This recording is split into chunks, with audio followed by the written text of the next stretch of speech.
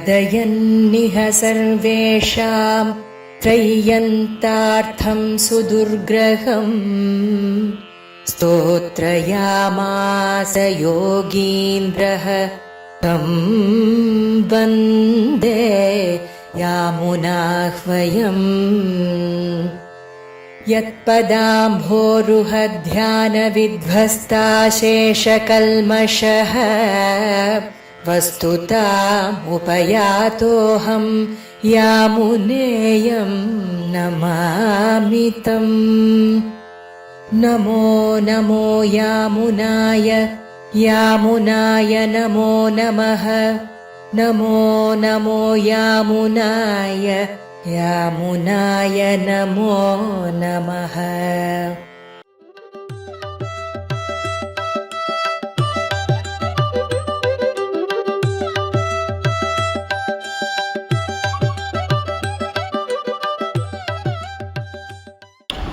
लक्ष्मीनाथह्य सिन्धो षटरिपुजलदः प्राप्य कारुण्यनीरम् नाथाद्रावभ्यसिञ्चन् तदनु रघुवराम्भोजचक्षुर्जराभ्यां गत्वा तां यामुनाह्यां सरितमतयतीन्द्राह्य पद्माकरेन्द्रं सम्पूज्य प्राणिसस्यैर्प्रवहतु हितरां देशिकेन्द्रभ्रमौगैः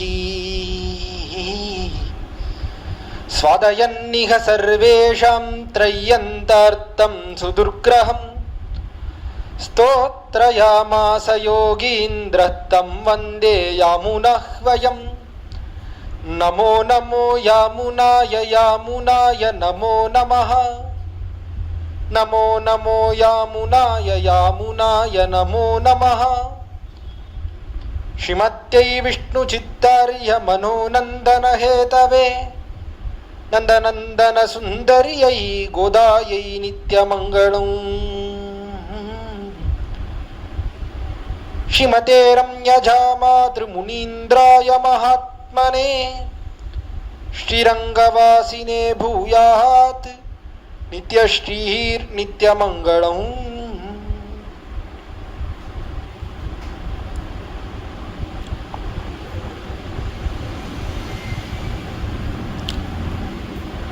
பரம காருணிகனான சர்வேஸ்வரன் ஸ்ரீமன் நாராயணன் இந்த லோகத்திலே இருக்கிறவர்கள் எல்லோரும் வாழும்படியாக எது நல்லது எது தீயது என்ற அறிகைக்காக வேத சாஸ்திரத்தை கொடுத்தான். சாஸ்திரம் என்பது இதை செய் இதை செய்யாதே என்று விதிக்கிறது. இந்த சாஸ்திரத்தை கொண்டு எல்லோரும் நல்வழியிலே செல்ல வேண்டும் என்பதற்காக சாஸ்திரத்தை பிரசாதித்தான் எம்பெருமான்.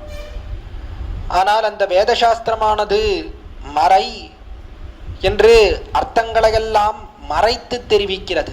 அதை எல்லாராலையும் அறிய முடிகிறதா என்றால் இல்லை, எல்லோரும் அதை அறிந்து கொள்வதற்கு மிகவும் கஷ்டப்படுகிறார்கள். அதுவும் அது அதிகிருத்த அதிகாரமாக இருக்கிறது, எல்லாராலையும் அதிகரிக்க முடியாது. முதல் 3 வர்ணத்தைச் சேர்ந்தவர்கள் தான் அதிகரிக்கலாம், அதே போல பெண்கள் அதிகரிக்க கூடாது. இத்தியாதியான நியமங்களெல்லாம் உண்டு வேதத்துக்கு. அதனாலே எம்பெருமான் ஒரு 10 ஜீவாத்மாக்களை தேர்ந்தெடுத்து அவர்களுக்கு மயர்வர மதிநலம் அருளினன் என்று விசேஷமான ஞானத்தை கொடுத்தான். அந்த ஞானத்தோடே வந்து பிறந்தவர்கள் தான் ஆழ்வார்கள், பதின்மர்கள். இந்த 10 பேர் என்ன செய்தார்கள் என்றால் வேதத்தை தமிழாக்கினார்கள். சம்ஸ்கிருத பாஷையிலே இருந்த வேதம் அதை தமிழ் மொழியிலே ஆக்கி வெளியிட்டார்கள். எல்லோரும் அறியலாம்படியாக வேதத்திலே அருமையாக இருந்த அர்த்தங்களையெல்லாம், அறிவதற்கு சமமாக இருந்த அர்த்தங்களையெல்லாம் சுலபமாக்கி கொடுத்தார்கள் ஆழ்வார்கள். அது எல்லோரும் அதிகரிக்கலாம்படியாக இருந்தது, சர்வாதிகாரமாக எல்லாரும் அதிகரிக்கலாம் இந்த திவ்ய பிரபந்தத்தை என்று சொல்லும்படியாக 4000 பாசுரங்களை அருளி செய்தார்கள் ஆழ்வார்கள். ஆனாலும் அக்காலத்திலே எப்படி இருந்தது என்றால் தமிழ் பாஷை என்பது அது பாரத புண்ணிய பூமியிலே அநேகமாக நடையாடவில்லை. எல்லாரும் சம்ஸ்கிருத பாஷையிலே தான் பேசி வந்தார்கள். சம்ஸ்கிருதம் பேச்சு மொழியாகவே இருந்தது. நிறைய பேர் சம்ஸ்கிருத பாஷையிலேயே உரையாடினார்கள். பாரத புண்ணிய பூமி என்ன, தமிழ்நாட்டிலேயே நிறைய பேர், அதாவது தென் தேசத்திலேயே நிறைய பேர் சம்ஸ்கிருதம் தான் அறிந்தவர்களாக இருந்தார்கள். தமிழ் நடையாட்டம் குறைவாக இருந்தது அக்காலத்திலே. அதை கருத்திலே கொண்டார்கள் பரம காருணிகர்களான ஆச்சாரியர்கள். உடைய பூர்வாச்சாரியர்கள் அவர்கள் என்ன பண்ணார்கள்னா, இந்த திவ்ய பிரபந்தத்திலே இருக்கக்கூடிய சாரமான அர்த்தங்கள், விசேஷமான அர்த்தங்கள், அதையெல்லாம் சம்ஸ்கிருதமாக்கினார்கள். சம்ஸ்கிருதமாக்கி ஸ்தோத்திர ரூபங்களிலே வெளியிட்டார்கள். புதமான ஸ்தோத்திரங்கள், எம்பெருமானை குறித்து இருக்கக்கூடிய ஸ்தோத்திரங்கள், இல்லை ஆழ்வார்கள் சொன்ன அர்த்தங்களையெல்லாம், அதிலே சாரமான அர்த்தங்களையெல்லாம் எடுத்து சம்ஸ்கிருத ஸ்லோகங்களாக்கி அற்புதமாக வெளியிட்டார்கள் நம்முடைய பூர்வர்கள். அதிலேயும் குறிப்பாக கூறத்தாழ்வான் என்ன, எம்பெருமானார் என்ன, ஸ்ரீ பராசர பட்டர் என்ன, ஸ்ரீ வேதாந்த தேசிகர் என்ன, இவர்களெல்லோரும் பற்பல ஸ்லோகங்கள் ஸ்தோத்திரங்களை வெளியிட்டார்கள் சம்பிரதாயத்தை பெருக்குவதற்காக. இப்படிப்பட்ட ஸ்தோத்திரங்களை வெளியிட்ட ஆச்சாரியர்களுக்கு எல்லோருக்கும் பிரதமராய் முதல்வராய் இருக்கக்கூடியவர் யார் என்றால் அவர்தான் ஆளவந்தார். அவர்தான் முதலிலே இதை போலே ஸ்தோத்திரங்கள் செய்யலாம் என்பதையே காட்டிக் கொடுத்தவர். அவர் செய்த ஸ்தோத்திரங்கள் அதற்கு ஈடினையே கிடையாதுன்னு தெரிவிக்க வேண்டும். நம்முடைய சம்பிரதாயத்திலே பரமாச்சாரியர் என்று கொண்டாடப்படுகிறார் ஆளவந்தார். அவருக்கு உண்டான பெருமை யாருக்குமே கிடையாது என்று சொல்ல வேண்டும். ஆச்சாரிய கோஷ்டியிலே அவர்தான் முதலிலே இந்த ஸ்தோத்திர ரத்னத்தை வெளியிட்டார். வெளியிட்டபடியினாலே தான் மற்ற ஆச்சாரியர்கள் எல்லோரும் பின்னே பற்பல சம்ஸ்கிருத ஸ்தோத்திரங்களை வெளியிட்டார்கள் என்று பார்க்கிறோம். இதற்கு முன்பு முகுந்தமாலை என்கிற ஸ்தோத்திரம் இருந்தாலும் இவர் அருளி செய்த ஸ்தோத்திரத்துக்குண்டான பெருமை அதற்கு கிடையாதுன்னு சொல்ல வேண்டும். அதனாலே தான் இதை ஸ்தோத்திர ரத்னம் என்றே கொண்டாடுகிறோம். ரத்னம்னா என்ன, விலமதிப்பற்றதாக இருக்கக்கூடியதற்குத்தான் ரத்னம்னு பேர். விலை உயர்ந்ததாக இருக்கக்கூடியது, அப்படிப்பட்டதைத்தான் ரத்னம்னு கொண்டாடுகிறோம். உடைய சம்பிரதாயத்தில் ரத்னம் என்று ஒன்றை கொண்டாடுகிறோம். எதை கொண்டாடுகிறோம்? நான் மந்திர ரத்னம் இது கொண்டாடுகிறோம், தயத்தை கொண்டாடுகிறோம். 3 முக்கியமான மந்திரங்கள் பார்க்கிறோம் நம்முடைய சம்பிரதாயத்திலே. ஒன்று திருமந்திரம் என்றும், தயம் என்றும், சரமஸ்லோகம் என்றும் 3 பார்க்கிறோம். இதிலே திருமந்திரத்தை மந்திர ராஜம் என்று கொண்டாடுகிறார்கள் நம்முடைய பெரியோர்கள். மந்திரங்களுக்கெல்லாம் ராஜாவாக இருக்கிறது திருமந்திரம்னு கொண்டாடுகிறார்கள். அதை காட்டிலும் பெருமை எதற்குண்டுனா மந்திர ரத்னமாக இருக்கக்கூடியது துவயம். அந்த துவயத்துக்கு உண்டான பெருமை அது திருமந்திரத்துக்கு கிடையாதுன்னு சொல்ல வேண்டும். நான் ரத்னத்துக்கு உண்டான பெருமை அது ராஜாவுக்கு கிடையாது அல்லவா? ராஜா அவன் என்ன பண்றான்? ரத்னத்தை ஆசைப்படுகிறான். இளமதிப்பற்ற ரத்னம் தான் என்ன பண்றான்? ரத்னஹாரீச்ச பார்த்திபஹா, அந்த ரத்னத்தை அடைய வேண்டும்னு ராஜா ஆசைப்படுகிறான். ராஜாவை அடைய வேண்டும்னு ரத்னம் ஆசைப்படுறதோ அது ஒரு காலத்திலையும் கிடையாது. ரத்னத்தை அடைய வேண்டும்னு தான் ராஜா ஆசைப்படுகிறான். அதனாலே ராஜாவை காட்டிலும் யாருக்கு பெருமை உண்டுனா ரத்னத்துக்கு தான் பெருமை உண்டு. அதே போல நம்முடைய சம்பிரதாயத்திலே மந்திர ரத்னமான துவயம் அதற்கு மிகவும் பெருமை உண்டு. அதே போல் ஸ்தோத்திரங்களுக்குள்ளே தலை சிறந்தது இந்த ஸ்தோத்திர ரத்னம் என்று கொண்டாடப்படக்கூடிய இந்த திவ்ய கிரந்தம். இதற்குண்டான பெருமை எதுக்குமே கிடையாதுன்னு சொல்ல வேண்டும். என்ன ஒரு பிரபாவம்! பொதுவாக ரத்னம்ன்றது இருக்கே, இந்த ரத்னத்தை யார் விரும்புகிறார்கள் என்றால் ராஜாக்கள், அதே போல நல்ல தனிகர்கள், நிறைய பணம் யாருக்கு இருக்கோ நல்ல பெரிய பணக்கார் நீங்க சொன்னா நல்ல விலமதிப்பற்ற ரத்னம் அதை ஆசைப்படுறான். சாதாரணமாக வீதியில் இருக்கக்கூடிய ஒரு வழிப்போக்கன், ஒரு பிச்சைக்காரன் இருக்கான். அவன்கிட்ட போய் என்னடா உனக்கு என்னடா வேணும் அப்படின்னு கேட்டா, ஒன்று விலமதிப்பற்ற ரத்னம் வேண்டும், நல்லா உயர்ந்த வைரம் அது வேணும் அப்படின்னு சொல்றானோ? நான் சொல்றதுல 3 வேளை சாப்பாடு கிடைச்சா போறோம், சாப்பிட்றதுக்கு ஏதாவது கொடுங்க அப்படின்னு சொல்லிட்டு போயிடுறான் ஒரு பிச்சைக்காரன்னு சொன்னா. பிச்சைக்காரன் என்ன, சாதாரண தனிகர்கள் அல்லாதவர்கள் அவர்களிடத்திலேயே கேட்டா ரத்னம் வேணும்னு ஆசைப்படுறாளா? அதெல்லாம் நம்முடைய கை கேட்டாது, அதெல்லாம் வேண்டாம், நன்னா சாப்பாடு நன்னா சுகமா இருந்தா போறோம் அப்படின்னு சொல்லிட்டு போயிடுறான். ஆனால் இந்த ரத்னம் எப்படி இருக்கிறதுன்னா, இந்த ஸ்தோத்திர ரத்னம் ஆளவந்தார் அருளி செய்த ரத்னமானது இது ராஜா அவனும் விரும்புகிறான். யார் ராஜா? ரங்கராஜனான எம்பெருமான் அவனும் விரும்புகிறான். அவன் விரும்புவதோடு மட்டுமல்ல, எல்லோரும் விரும்பலாம். ராஜா மட்டும்தான் விரும்ப வேண்டும். விலமதிப்பற்றவர்கள், உயர்ந்தவர்கள், ஞானிகள் என்ன, யோகிகள் என்ன, அவர்கள் மட்டும்தான் இதை அதிகரிக்க முடியும், அவர்கள் மட்டும்தான் இதில் ஈடுபாடு கொள்ள முடியும் அப்படின்றது கிடையாது. எல்லாரும் அதிகரிக்கலாம், எல்லாரும் ஆசைப்படலாம் இந்த ரத்னத்தை. அதை போல வீதியிலே நாம் பார்ப்பதில்லை. பொதுவாக ரத்னம்னா உயர்ந்தவர்கள் மட்டும்தான் ஆசைப்படுகிறார்கள். ஆனால் இந்த ரத்னத்துக்கு என்ன பெருமைனா, எல்லோரும் நம்போல்வாரும் விரும்பி இதை அதிகரித்து நன்றாக அனுபவிக்கலாம் படியான ரத்னம் இந்த ஸ்தோத்திர ரத்னம். அதைத்தான் இந்த ஸ்தோத்திர தாராவின் மூலமாக நாம் பார்த்து வருகிறோம் கடந்த தினங்களிலே. கிட்டத்தட்ட 13 தினங்களாக இந்த ஸ்தோத்திர ரத்னமாகிற ரத்னத்தை நாம் அனுபவித்து வருகிறோம். நாம் அதிகரித்து இதிலே சொன்ன அர்த்தங்கள் என்ன எல்லாவற்றையும் சுலபமாக நாம் அனுபவித்து வருகிறோம் நம்முடைய ஸ்ரீ மடத்தின் மூலமாக. அப்படிப்பட்ட பெருமையோடைய கூடினது இந்த ஸ்தோத்திர ரத்னம். இந்த கிரந்தத்தை, உயர்ந்த கிரந்தத்தை கீழே பல தினங்களாக பல வித்வான்களின் மூலமாக நாம் அனுபவித்து வந்தோம்.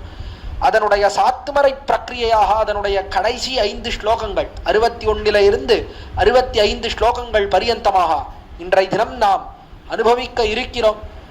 உடைய ஸ்ரீமடத்திலே எழுந்தருளி இருக்கக்கூடிய ஸ்ரீமத் வேதமார்க்க பிரதிஷ்டாபனாச்சாரிய உபயவேதாந்த பிரவர்த்தகாச்சாரியராய் பரமஹம்ச பரிவ்ராஜகாச்சாரியராய் எழுந்தருளி இருக்கும் எதுகிரி யதிராஜ நாராயண ராமானுஜ ஜீயர் சுவாமி அவருடைய திருவடித்தாமர்களிலே சென்னி சேர்த்து கரண் குவித்து தண்டம் சமர்ப்பித்து மேலே இந்த ஸ்லோகங்களினுடைய அர்த்தங்களை விண்ணப்பித்து நிகமிக்கலாம், சத்த பெறலாம் என்று தொடங்குகிறேன். கீழே ஸ்ரீ ஆளவந்தார் இந்த ஸ்தோத்திரத்னத்திலே எம்பெருமானுடைய திருவடித்தாமர்களில் விழுந்தார், சரணம் புக்கார், சரணாதி பண்ணினார். பெருமானே தொத் பாதமூலம் சரணம் பிரபத்தியேன்னு சரணாதி பண்ணினார். சரணாதி பண்ணின ஆளவந்தார் எம்பெருமானிடத்திலே கைங்கரியம் வேண்டும், எம்பெருமானே உனக்கு கைங்கரியம் பண்ண வேண்டும்னு பிரார்த்தித்தார்.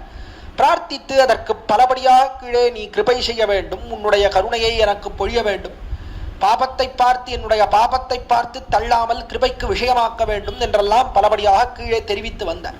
அதில் கீழே 3 ஸ்லோகங்கள் 58, 59, 60 ஆகிற 3 ஸ்லோகங்களாலே ஆளவந்தார் காட்டின அர்த்தம் என்னன்னா, எம்பெருமானே நான் உன்னிடத்திலே பிரார்த்திக்கிறேனே, இந்த பிரார்த்தனையெல்லாம் பொய்யாக இருக்கலாம், நான் எல்லாம் மனதிலிருந்து வருகிறதா இந்த வார்த்தை என்றால் கிடையாது, நான் பேசுறதெல்லாம் ஏதோ வாய் வார்த்தைக்காக தெரிவிக்கிறேன். ஆனால் அப்படி தெரிவித்தாலும் நீ என்ன பண்ண வேண்டும்னா உண்மையான இச்சை, உன்னிடத்திலே உண்மையான ஆசையை நீயே விளைவிக்க வேண்டும். எனக்கு உன்னிடத்திலே உண்மையான ஆசை வரும்படியாகவும் நீயே பண்ண வேண்டும், அதற்கும் நீதான் கணவன் அப்படின்னு தெரிவித்தார். எதுக்காக பண்ணணும் பெருமான் கேட்டான், எதுக்கு போய் பண்ணணும், நமக்கு என்ன நீர் பொய்யா ஆசைப்படுவீர், நான் உங்களுக்கு மெய்யான ஆசையை கொடுக்கணுமா, எதுக்காக கொடுக்கணும் என்று கேட்க கீழ் ஸ்லோகத்திலே ஆளவந்தார் தெரிவித்தார், ஆம் கொடுக்கணும். ஏன் தெரியுமா, உனக்கும் எனக்கும் சம்பந்தம் இருக்கிறது, 2 பேருக்கும் சம்பந்தம் இருக்கிறது, ஒழிக்க ஒழியாத சம்பந்தம் உறவேல் நமக்கிங் ஒழிக்க ஒழியாது என்று ஆண்டாள் தெரிவித்தா போல 2 பேருக்கும் சம்பந்தம் இருக்கு. அந்த சம்பந்தத்துக்கு சேர நிருபாதிக சம்பந்தம், எந்த காரணமும் இல்லாமல் நம்ம 2 பேருக்கும் சம்பந்தம் இருக்கு. அந்த சம்பந்தத்துக்கு சேர உன்னிடத்திலே ஆசையை நீயே விளைவித்து எனக்கு நீ உபகாரத்தை செய்ய வேண்டும், பேற்றை கொடுத்தருள வேண்டும்னு பிரார்த்தித்தார். கீழ் ஸ்லோகத்திலே ஆளவந்தார் பிரார்த்தித்தவாறே பெருமான் பார்த்தார். பெருமான் ஆளவந்தாரை பார்த்து கேட்டான், ஆளவந்தாரே, ஓ நீர் ரிசா உமக்கு ஆசையை விளைவிக்கணும், உண்மையான ஆசையை விளைவிக்கணும், அதுக்கு மேலே பேற்றை கொடுக்கணும், இல்லை வரிசையா சொல்லிட்டே இருக்கிறேன், இதெல்லாம் உமக்கு எதுக்கு போய், நான் என்ன உமக்கு காரியம் பண்ண வேண்டியிருக்கு, என்னவோ இந்த லோகத்திலே எதுவும் இல்லாமல் ஞானம் இல்லாமல் குணம் இல்லாமல் ஏதோ தாழ்ந்த குலத்திலே பிறந்தவன் அவன் பேசுகிறா போலே பேசுகிறீரே, உமக்கு எப்படி இருக்கு, எவ்வளவு உயர்ந்த குலத்திலே பிறந்திருக்கிறீர் நீர், எப்படிப்பட்ட ஆபிஜாத்தியம் இருக்கிறது உம்மிடத்திலே, உம்ம குலம் என்ன சாதாரண குலமா, சொட்டை குலம் அப்படின்னு உயர்ந்த குலம், நல்ல ஞானிகள் என்ன யோகிகள் என்ன அவர்களெல்லாம் பிறந்த குலம், அப்படிப்பட்ட குலத்திலே பிறந்திருக்கிறபடியாலேயே இயற்கையிலேயே உமக்கு உயர்ந்த ஞானம் என்ன, பக்தி என்ன, வைராக்கியம் என்ன, இதெல்லாம் இருக்கிறதே. இருக்கும்போது நாம என்ன உமக்கு காரியம் பண்ணோம், நான் உமக்கு என்ன காரியம் பண்ணோம், உமக்கு பெருசா கிருபை பண்ணோம், இதெல்லாம் என்ன இருக்கு, குலத்தினுடைய பேராலே நீரே நம்மை அடையலாமே, நான் இதற்காக காரியம் செய்ய வேண்டும் என்று எம்பெருமான் கேட்டார். கேட்டவாறே ஆளவந்தார் அற்புதமா சமாதானம் தெரிவிக்கிறார். 61வது ஸ்லோகத்துல எம்பெருமானே அதெல்லாம் இருக்கு, இல்லைன்னு சொல்லல, உயர்ந்த குலம் தான், நல்ல குலத்திலே பிறந்திருக்கிறேன், குலத்துக்கு மிகுந்த பெருமை உண்டு, ஆனா என்ன பிரயோஜனம், நான் பாபிஷ்டனா போயிட்டேன், அந்த குலத்தினாலே எனக்கு வந்த பெருமை அதெல்லாம் ஒழிந்து போகும்படியாக நான் நிறைய பாபத்தை சேர்த்து வச்சிருக்கேன். அப்படி இருக்கும் பொழுது இந்த சம்சாரத்திலிருந்து நான் எப்படி தப்பி பிழைக்க முடியும்னு எம்பெருமானை கேட்கக்கூடிய அற்புதமான ஸ்லோகம்தான் 61வது ஸ்லோகம். ஜனித்வாஹம் வம்சே மகதி ஜகதி க்யாதயசாம் சுச்சீனாம் யுக்தானாம் குணபுருஷ தத்வஸ்திதி விதாம் நிசர்காதேவத்வச்சரண கமலைகாந்த மனசாம் அதோத பாபாத்மா சரணதனி மஜ்ஜாமி தமசி. அற்புதமான ஸ்லோகம் 61வது ஸ்லோகம். தொடங்குகிறார் ஆளவந்தார். நான் எப்படி பிறந்திருக்கிறேன் தெரியுமா, ஜனித்வாஹம் வம்சே, அகம் ஜனித்வா நான் பிறந்திருக்கிறேன். எப்படிப்பட்ட வம்சத்திலே பிறந்திருக்கிறேன்னா மகதி வம்சே, மகதி வம்சேன்னு உயர்ந்த குலத்திலே பிறந்திருக்கிறேன். போலே குலம் கிடையாது, அப்படிப்பட்ட பெருமையோடே கூடின குலத்திலே பிறந்திருக்கிறேன். அப்படி என்ன பெருமை? என்னுடைய குலத்துக்கு என்ன பெருமை தெரியுமா? இந்த குலத்திலே இருக்கக்கூடியவர்கள் என்னுடைய மூதாதையர்கள், முன்னோர்கள், அவர்கள் எல்லாம் எப்படிப்பட்டவர்கள் தெரியுமா? கியா தயசசாம் மகதி ஜகதி கியா தயசசாம். ஜகத்திலே, இந்த லோகத்திலே எல்லா இடத்திலேயும் கியாத யசசாம்னு அவர்களுடைய யசஸ் இருக்கிறதே, புகழ் இருக்கிறதே, லோகத்துல எல்லா இடத்துலையும் பரவி இருக்கு. எல்லாம் பரவின புகழோடே கூடியிருக்கிறார்கள். எல்லாருக்கும் தெரிந்திருக்கிறது என்னுடைய முன்னோர்கள் அப்படின்னு சொன்னா பிடிப்பட்டவர்கள், சொட்டை குலத்தை சேர்ந்தவர்கள் அப்படின்னு சொன்னா நல்ல யோக வித்தையிலே கைதேர்ந்தவர்களாக இருக்கக்கூடியவர்கள். அஷ்டாங்க யோகம் என்ன, அதே போல மற்ற யோகங்கள் என்ன, எல்லாத்துலேயும் கைதேர்ந்தவர்கள். அதற்கு மேல என்ன, தங்களுடைய இந்திரியங்களை எல்லாம் கட்டுக்குள்ளே அடக்க வல்லவர்கள். நாதமுனிகள் இருந்தார்னு சொன்னா என்ன அற்புதம், என்ன அற்புதம் காலத்துல இருந்தார். 12,000 உரு கண்ணினும் சிறுத்தாம்பை அருளி செய்யும் பரியந்தம் ஏகாசனத்திலே பத்மாசனத்திலே அமர்ந்து கொண்டு ஒரே மனசோட சுவாமி நம்மாழ்வாரையே சிந்தித்துக் கொண்டு கண்ணினும் சிறுத்தாம்பை பாடி பெற்றார் நாராயணத்தைனா என்ன பிரபாவம், என்ன பிரபாவம்! அப்படிப்பட்ட பிரபாவம் உண்டு. காலத்திலே கூட்டான் ராஜா கூட்டான், ராஜா கூட்டு ராஜாவுக்கு இவருடைய தேவகானம் என்பதனுடைய பிரபாவம் என்ன, தேவகானம்ன்றது எவ்வளவு பெருமையை உடையதானது என்பதை ராஜாவுக்கு நிரூபிக்க வேண்டும் நினைத்தார். ஆள வந்தார், தேவகானம்னு சொல்றீரே, அது என்ன அவ்வளவு பெருமை உண்டா என்று நாதமுனிகள் இடத்துல கேட்டார். அப்பொழுது நாதமுனிகள் ராஜாவின் இடத்துல தெரிவித்தார் போல சில பேரை அழைத்து, அண்ணா தாளத்தை செய்ய சொல் ராஜாவே, நிறைய தாளங்கள் 12,000 தாளங்களை செய்ய சொல். இந்த 12,000 தாளங்களும் எப்படி இருக்கணும்னா ஒவ்வொரு தாளம் ஒவ்வொரு எடையில இருக்கணும். ஒரு தாளத்தை போல இன்னொரு தாளம் இருக்கக்கூடாது. எல்லா தாளத்தினுடைய எடையும் வேற வேறையா வித்தியாசமா இருக்கணும். எடையோட அந்த தாளத்தை கொண்டு வந்து 12,000 பேர் வரிசையா நிக்க சொல்லி எல்லாரும் அந்த தாளத்தை ஒரே சமயத்திலே தட்ட சொல். ஒரே சமயத்துல தட்டினால் அதை கேட்பேன். கேட்டு எந்த தாளம் எந்த எடை, ஒவ்வொரு தாளமும் எந்த எடை என்பதை நான் சொல்றேன் அப்படின்னு தெரிவித்தான் நாதமுனிகள். ஆச்சரியப்பட்டான் ராஜா, அப்படி கூட பண்ண முடியுமா என்று பண்ண சொன்னான். 12,000 தாளத்தை பண்ண சொன்னான். இவர் முன்னிலையிலே கொண்டு வந்து வைத்தார்கள். 12,000 தாளத்தை 12,000 பேர் ஒவ்வொன்னா அடிக்கிறது இல்ல, ஒரே சமயத்திலே தட்டினார்கள். 12,000 தாளத்தையும் ஒரே தடவை தட்டின்றே இருக்கிறது இல்ல, ஒரு தடவை அப்படி தட்டினார்கள் ஒரே சமயத்தில். தட்டின உடனே அந்த சப்தம் கேட்டதிலேயே எந்த தாளம் எந்த எடை, எவ்வளவு தாளத்துக்கு எவ்வளவு எடை என்பதை சொல்லும்படியா அப்படிப்பட்ட சாமர்த்தியம். யோகத்திலே கை தேர்ந்தவர், ஏகாகிர சித்தம்னா அந்த மனசை வைத்துக் கொண்டு எந்த தாளம் எந்த எடையில இருக்கு, எந்த சப்தம் எந்த தாளத்திலிருந்து எவ்வளவு சப்தம் வந்தது, அதனாலே அது எவ்வளவு எடை இருக்கும் என்பதை வியூகித்து சொல்லும் அளவுக்கு சாமர்த்தியம். அப்படிப்பட்ட சாமர்த்தியம்னு சொன்னா சாதாரணமா லோகத்திலே அவ்வளவு பிரசித்தம். இந்த புகழ் இருக்கிறதே, லோகம் முழுவதும் பரவி இருந்தது இவர்களுடைய புகழ். ஆனால் உண்மையிலே இது புகழ் என்ன, எதனாலே வந்த புகழ் தெரியுமா? இவர்கள் யோக சாஸ்திரத்திலே கைதேர்ந்தவர்களாக இருந்தார், ஞானத்தோட கூடியிருந்தார், அதெல்லாம் 2ஆம் பட்சம். இதற்கெல்லாம் மேலே என்ன, எம்பெருமானுடைய கிருபைக்கு பாத்திரபூதர்களானவர்கள் என்கிறபடியாலே ஏற்பட்ட புகழ். திகழும் தன் திருவருள் தந்து உலகத்தார் புகழும் புகழ் தானது காட்டி தந்து. சுவாமி நம்மாழ்வார் தெரிவிக்கிறார், எம்பெருமான் என்ன பண்றான், தன்னுடைய திருவருள் இருக்கிறதே, திகழும் தன் திருவருள், இந்த திருவருளை விசேஷமா பொழிகிறான், விசேஷமா கட்டாட்சிக்கிறான் எம்பெருமான். அந்த கட்டாட்சத்தினாலே லோகத்துல எல்லா இடத்துலையும் புகழ் ஏற்படுறது, எல்லாரும் புகழ்றான். பெருமான் என்ன கட்டாட்சம் பண்ணியிருக்கான் இவருக்கு, எப்படிப்பட்ட அருளை செய்திருக்கிறான் பெருமான் இவரை தேர்ந்தெடுத்து. என்ன அருள், இவர் இப்படிப்பட்ட அருளுக்கு பாத்திரபூதரானவரே என்று அவரை எல்லோரும் கொண்டாடுறான் லோகத்துல. அப்படி கொண்டாடும்படியாக எம்பெருமான் கிருபை செய்திருக்கிறான், அருள் செய்திருக்கிறான் சில ஜீவாத்மாக்களுக்கு. அப்படிப்பட்டவர்கள் அவர்களுடைய வம்சத்துல பிறந்திருக்கு. வம்சம் மகாதி வம்சம் எதனால தெரியுமா? ஜகத்தில எல்லாரும் புகழ்கிறார்கள் பெருமானே உன்னுடைய கிருபைக்கு பாத்திரபூதர்களானபடியாலே.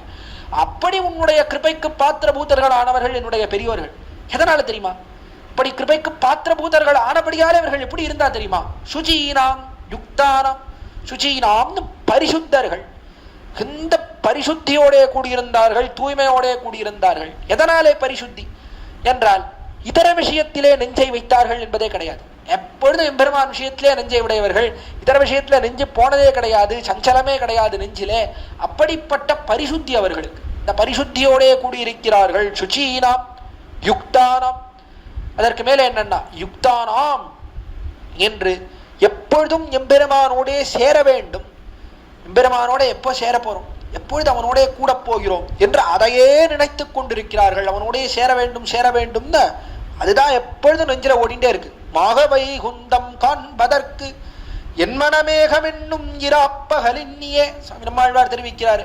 ஆக வைகுந்தம், என்னைக்கு வைகுந்தத்துக்கு போய் சேரப்போறேன்னு தெரியலையே, விடத்திலே போய் பெருமானோடு எப்பொழுது சேரப்போகிறேன், என்னுடைய நெஞ்சிருக்கிறது எப்பொழுதும் ஏகம் என்றும் எப்பொழுதும் இதையே நினைத்துக் கொண்டிருக்கிறது என்று தெரிவிக்கிறார். அதே போலத்தான் குலசேகர பெருமாள் அங்கயாத்ரா தினே தினே அப்படின்னு அங்க ஸ்ரீரங்கத்துக்கு போக வேண்டும் எப்பொழுதும் மாயோன மனத்தூணே பத்தினின் என் வாயார என்னுகோலோ வாழ்த்து நாளே, எப்பொழுது திருவரங்கத்துக்கு போய் சேரப்போகிறேன், அவனுடைய திருவடித்தாமர்கள் விடத்திலே இருக்கக்கூடியவர்கள் இந்த அடியார்கள், இந்த அடியார்கள் கூட்டத்திலே இன்பமிகு பெருங்குழுவு கண்டு யாரும் இசைந்துடனே எண்ணுகோலோ இருக்கும் நாளே, அவர்களுடைய கூட்டத்திலே எப்பொழுது சேரப்போகிறேன் சேரப்போகிறேன்னு பிரார்த்தித்துக் கொண்டிருந்தாரே குலசேகர பெருமாள், அதை போல்வார் என்னுடைய குலத்திலே இருக்கக்கூடியவர்கள் எல்லாரும் எப்படி இருந்தா அப்படின்னா யுக்தானாம்னு எப்பொழுது பெருமானோட சேரப்போறோம், உடைய திருவடித்தாமர்களே எப்பொழுது சேரப்போகிறோம், எப்பொழுது போய் பரமபதத்திலே சேரப்போகிறோம் என்று அதையே நினைத்துக் கொண்டிருக்கிறார்கள். அப்படிப்பட்டவர்கள் சுசீனாம் யுக்தானாம்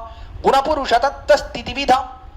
மேல எப்படி இருக்கா அப்படின்னா குணபுருஷ என்று சேதனங்கள் என்ன அச்சேதனங்கள் என்ன, இவத்தினுடைய சுவாவம் உண்மையான ஸ்வரூபம் என்ன சுவாவம் என்ன, இதை நன்னா அறிந்தவர்களா இருக்க. குணம் என்கிறபடியாலே அச்சேதனத்தை காட்டுகிறது. குணம் என்பது அச்சேதனம் எப்படி இருக்கு அப்படின்னா திரிகுணாத்மகமாக இருக்கிறது. சத்த ரஜஸ் தமோ குணங்களோட கூடி இருக்கிறது இந்த அச்சேதனங்கள் இந்த லோகத்தில்.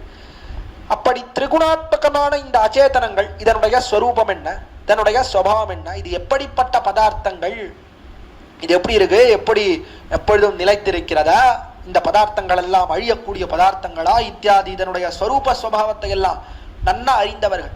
அதே போல குணபுருஷ புருஷன் என்கிறபடியாலே ஆத்மாவை காட்டுகிறது.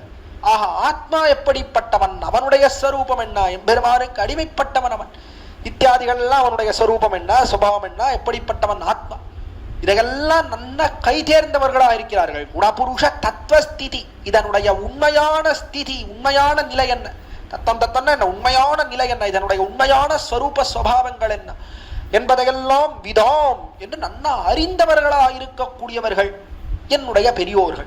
அப்படிப்பட்டவர்கள் பிறந்தபடியாலே இது மகதி வம்சம், உயர்ந்த வம்சம். இதுக்கெல்லாம் மேல என்னன்னா எப்படி இருக்கா விசர்கோ தேவத்தரண கமலைகாந்த மனசாம் நிசர்கோ தேவ. இயற்கையிலேயே தாங்கள் ஒரு காரியம் செய்து எம்பெருமானுடைய திருவடித்தாமர்களை அடைந்தார்கள். இத்தர விஷயத்துல நெஞ்சு போயிட்டே இருந்தது, அதெல்லாம் கஷ்டப்பட்டு கட்டுப்படுத்தி தாங்கள் பெரிய இந்திரியங்களை எல்லாம் அடக்கி எம்பெருமான் திருவடிகள்ல தான் நெஞ்சு போனோம் அதையே தான் நினைக்கணும் என்றெல்லாம் பண்ணி எம்பெருமான் திருவடிகள்ல காலை வைக்கல, தங்கள் மனசை வைக்கல. என்ன ஆயிடுச்சுன்னா இயற்கையிலே எம்பெருமான் திருவடியில மனசு போயிடுது. விசர்கோ தேவ என்று இயற்கையிலே என்னாச்சு, தச்சரண கமலை காந்த மனசாம், உன்னுடைய சரணம் இருக்கிறதே திருவடி தாமரைகள் சரண கமலம், அதிலே ஏகாந்த மனசாம் எப்பொழுதும் அதிலேயே சென்ற மனசோடைய கூடினவர்கள் என்னுடைய பெரியோர்கள். அதை போல கன்று இருக்கிறது, இது தாயாரினுடைய வயிற்றிலிருந்து வெளில வந்து விழுது. வெளில வந்து விழுந்த உடனே என்ன பண்றது, உடனே என்ன நேரா தாயாரினுடைய முலைக்காம்பிலே கொண்டு போய் தன்னுடைய வாயை மடுக்கிறது. யாராவது சொல்லி தராளா கண்ணுக்கு இந்த தாயினுடைய முலையிலே கொண்டு போய் வாயை வைக்க வேண்டும் என்று யாராவது சொல்றாளா? ஒன்றும் கிடையாது. பிறந்த உடனே இயற்கையிலேயே சென்று வாயை வைக்கிறது. அதே போல இவர்கள் எப்படி இருக்கா, இவர்களுக்கு என்ன பிரஜை முலையிலே வாய் வைக்குமா போலே சேதனர் இழியும் துறை காட்டினார். முக்ஷுப்படியிலே பிள்ளலோகாச்சாரியர் பெருமானுடைய திருவடித்தாமர்கள் எப்படி இருக்கிறது என்றால் தாயாரினுடைய அல்லாத அவயவங்கள் கிடக்க பிரஜை முலையிலே வாய் வைக்குமா போலே சேதனர் இழியும் துறை. சேதனர்கள் எம்பெருமானுடைய அடியார்கள் என்ன பண்றா அப்படின்னா எப்பொழுதும் பெருமான் திருவடித்தாமர்கள்ல தான் உண்ணிருக்கான். மற்ற அவயவங்கள் அதுல எல்லாம் அதான் ஈடுபாடு இருந்தாலும் திருவடிகளை போல கிடையாதுங்க. திருவடிகள் என்ன திருவடிகள் தேனே மலரும் திருப்பாதம் சேருமாறு வினகேனே. இனி எப்பொழுதும் திருவடித்தாமர்களே ஊன்றி இருக்கக்கூடியவர்கள் தான் அடியவர்கள், அடியிலே ஊன்றி இருக்கக்கூடியவர்கள் அடியவர்கள். அல்லவா எப்படி இருக்கா அப்படின்னா எப்படி இந்த கன்றானது முலையிலே பிறந்தவுடனே போய் வாயை வைக்கிறதோ அதே போல இவர்களும் என்னுடைய பெரியோர்களும் இயற்கையிலேயே உன்னுடைய திருவடித்தாமர்களிடத்துல நெஞ்சு சென்றவர்களா இருக்கான். திருத்துழாய் மனத்தோடே அங்குரிக்குமா போலே. திருத்துழாய் என்ன பண்றது, வெள்ளம் வரக்கூடிய காலத்திலே மற்ற இலைகளுக்கெல்லாம் அந்த பிரபாவம் கிடையாது. மற்ற இலைகள்லாம் என்ன வெள்ள நன்னா வந்து இந்த இலையெல்லாம் நன்னா வளர்ந்து பக்குவமான பிற்பாடுதான் அந்த இலையில எல்லாம் வாசனை வரும். வந்து பார்த்தா அப்பதான் வாசனை வரும். ஆனா திருத்துழாய்க்கு மட்டும் என்ன தன்மை அப்படின்னா வெள்ளம் முளை விடக்கூடிய காலத்திலேயே வெள்ளம் வரும்போதே ஸ்ப்ரவுட் அப்படின்னு தெரிவிக்கிறாள். அப்படி முளை விடும் போதே வாசனையோடு தான் வரும். அப்பொழுதே வாசனை வந்துடும். அதே போல என்னுடைய பெரியோர்கள் எப்படி இருக்கா, பிறக்கும் பொழுதிலிருந்தே உன்னுடைய திருவடித்தாமர்களிடத்திலேயே நெஞ்சு சென்றவர்களா இருக்கா. இயற்கையிலேயே அப்படி இருக்கிறார். இந்த நிசர்காதேவன்றத இதோட சேர்த்துக்கலாம், முன்னாடியும் சேர்த்துக்கணும். நிசர்கோதேவ சுச்சீனாம் நிசர்கோதேவ யுக்தானாம். இனி இயற்கையிலேயே புனிதர்களாக இருக்கிறார்கள், இயற்கையிலேயே எம்பெருமானோட எப்பொழுது சேரப்போகிறோம் என்கிற ஆசை உடையவர்களா இருக்கா. இப்படி இருக்கக்கூடியவர்கள் என்னுடைய பெரியோர்கள், அவர்கள் பிறந்த குலம். அதனாலே இது மகதி வம்சம், உயர்ந்த குலம். அப்படிப்பட்ட குலத்திலே அகம் ஜனித்வா, நான் பிறந்தேன். அப்படி பிறந்த பிற்பாடும் என்ன, நான் பிறந்து வைத்து என்ன பிரயோஜனம்? அந்த குலத்துல பிறந்தேன், சந்தோஷம், நான் உயர்ந்த குலத்துல தான் பிறந்திருக்கேன். ஆனா நான் எப்படி இருக்கேன் தெரியுமா?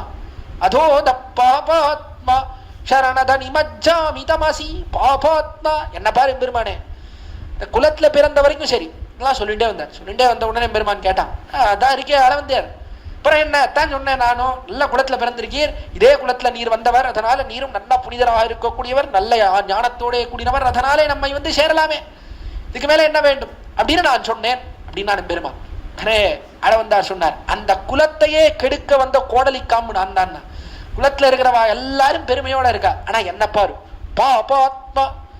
என்னுடைய ஆத்மா எப்படிப்பட்டது தெரியுமா? பாபத்தினாலேயே ஆனது. பொதுவா ஆத்மா எப்படி இருக்கிறது? ஞானானந்தமயஸ்துவாத்மா. ஆத்மா என்பவன் ஞானாகாரன், இது ஞானத்தாலே ஆனவனாக இருக்கிறான், ஞானஸ்வரூபியாக ஞானத்தாலேயே ஆனவனா இருக்கான், ஞான குணகனாக ஞானத்தை குணமா உடையவனா இருக்கா, எப்பொழுதும் ஆனந்தத்தையே ஆசைப்படுகிறான் இந்த ஆத்மாவானவன். ஆனால் அதெல்லாம் மத்த ஆத்மா. ஏன் ஆத்மா இருக்கே அது தனிப்பட்டது. அளவந்தார் தெரிவிக்கிறார், என்னோடது எப்படிப்பட்டது தெரியுமா? பாபாத்மா. இது பாபத்தினாலேயே ஆன ஆத்மா. வெறும் பாபம் பண்ணி பண்ணி பண்ணி பாபத்தை மட்டும் ஒரு ஆத்மாவை பாபத்திலேயே பண்ணுவோம்னா பெருமான் நினைத்து பண்ணானோ என்னவோ, என்னுடைய ஆத்மா அப்படிப்பட்ட ஆத்மான்னா என்னுடைய இயற்கை ஸ்வரூபமே போயிடுத்து போல என்று தெரிவிக்கிறார். அப்படி பாபத்தினாலே ஆனவன், பாபமே செய்து திரியக்கூடியவன் நான். அப்படிப்பட்டவன் நான் பாபத்தை பண்ணி பண்ணி என்ன தெரியுமா ஆனேன்? சரணத நிமஜ்ஜாமி தமசி. நான் எப்படி இருக்கிறேன்? அதோத பாபாத்மா நிமஜ்ஜாமி தமசி என்று, தமசி என்று இந்த சம்சாரம் இருக்கிறதே, இந்த சம்சாரத்திலே அதஹா அதஹா நிமஜ்ஜாமி என்று அதஹா அதஹான்னு கீழே கீழே போயிட்டே இருக்கேன்.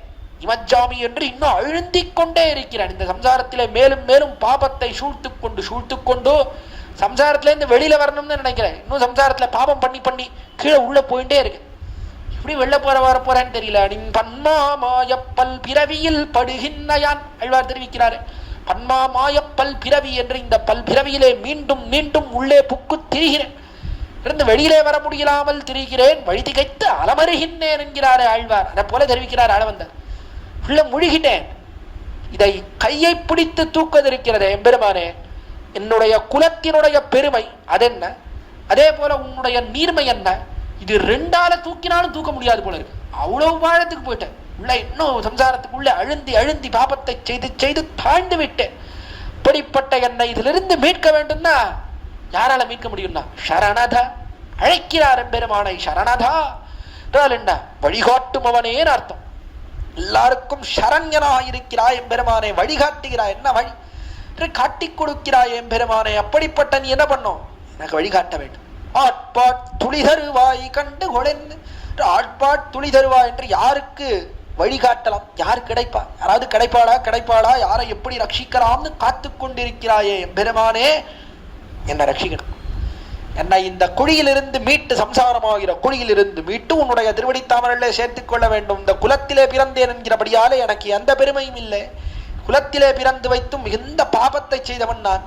அதில் நீதான் எப்படியாவது உன்னுடைய கையை கொடுத்து என்னை எனக்கு வழிகாட்டி இந்த சம்சாரத்திலே அழுந்தி கிடக்கிற என்னை மீட்டு வெளியிலே எடுக்க வேண்டும்னு தெரிவிக்கக்கூடிய அற்புதமான ஸ்லோகம்தான் இந்த 61வது ஸ்லோகம்.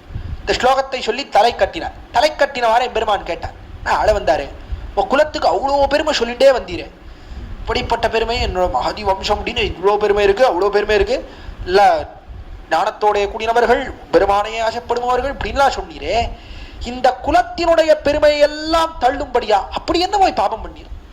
அப்படி என்ன பெரிய பாபம் பண்ணிவிட்டீர்? இந்த குலத்தினுடைய பெருமைகள்லாம் வீண் போகும்படியா, குலத்தில இருக்கக்கூடிய பெருமைகள்லாம் என்னதான் இருந்தாலும் அதுக்கு எதிர்த்தட்டா இருக்கும்படியா அவ்வளோ பெரிய பாபத்தை சூழ்த்து கொண்டிருக்கிறேன், உன்னாலையும் தூக்க முடியாது போல இருக்கு, அவ்வளோ பாபம் அப்படின்றீரே, அப்படி என்ன பாபம் பண்ணீர் அப்படின்னு கேட்டார் பெருமான். கேட்ட உடனே பார்த்தார், இந்த பாபாத்மான்னு சொன்னது பெருமானே உனக்கு சரியா புரியல போல இருக்கு, சொல்றேன். என்ன பாபம் பண்ண தெரியுமா, சொல்றேன் அப்படின்னு பெருசா லிஸ்ட் போட ஆரம்பிச்சுட்டார். பெருசா இத்தனை நாள் எப்போ சொல்லலாம்னு காத்துட்டு இருந்தார் போல இருக்கு. கேட்டானோ இல்லையோ எம்பெருமா, கேட்ட உடனே பெருசா அப்படி சுருள் அப்படி திறந்து விட்டார். பாபத்தோட லிஸ்ட் என்ன தெரியுமா சொல்றாங்க அப்படின்னு தொடங்கினார். அமரியாதா சுத்ரஹா சலமதிஹி அசூயா பிரசவபூஹு கிருதக்னோ துர்மாணி ஸ்மரபரவசோ வஞ்சனபரஹ நிஷம்சஹ பாபிஷ்டஹ கதமஹமிதோ துக்க ஜலதே அபாராதுத்தீர்ணஹ தவ பரிசரேயம் சரணயோஹோ.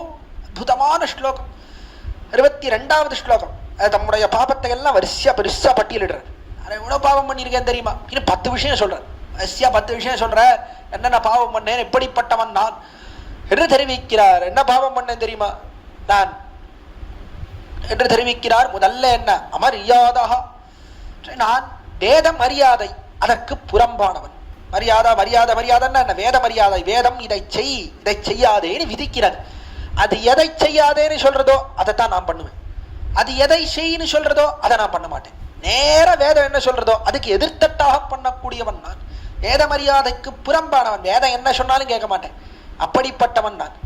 சரி, வேதம் சொன்னதை தான் கேட்காத இருக்கேன், பரவாயில்ல அப்படின்னு பார்த்தா அடுத்தது என்ன அப்படின்னா, இதர விஷயத்துல எல்லாம் நெஞ்சு போடுது.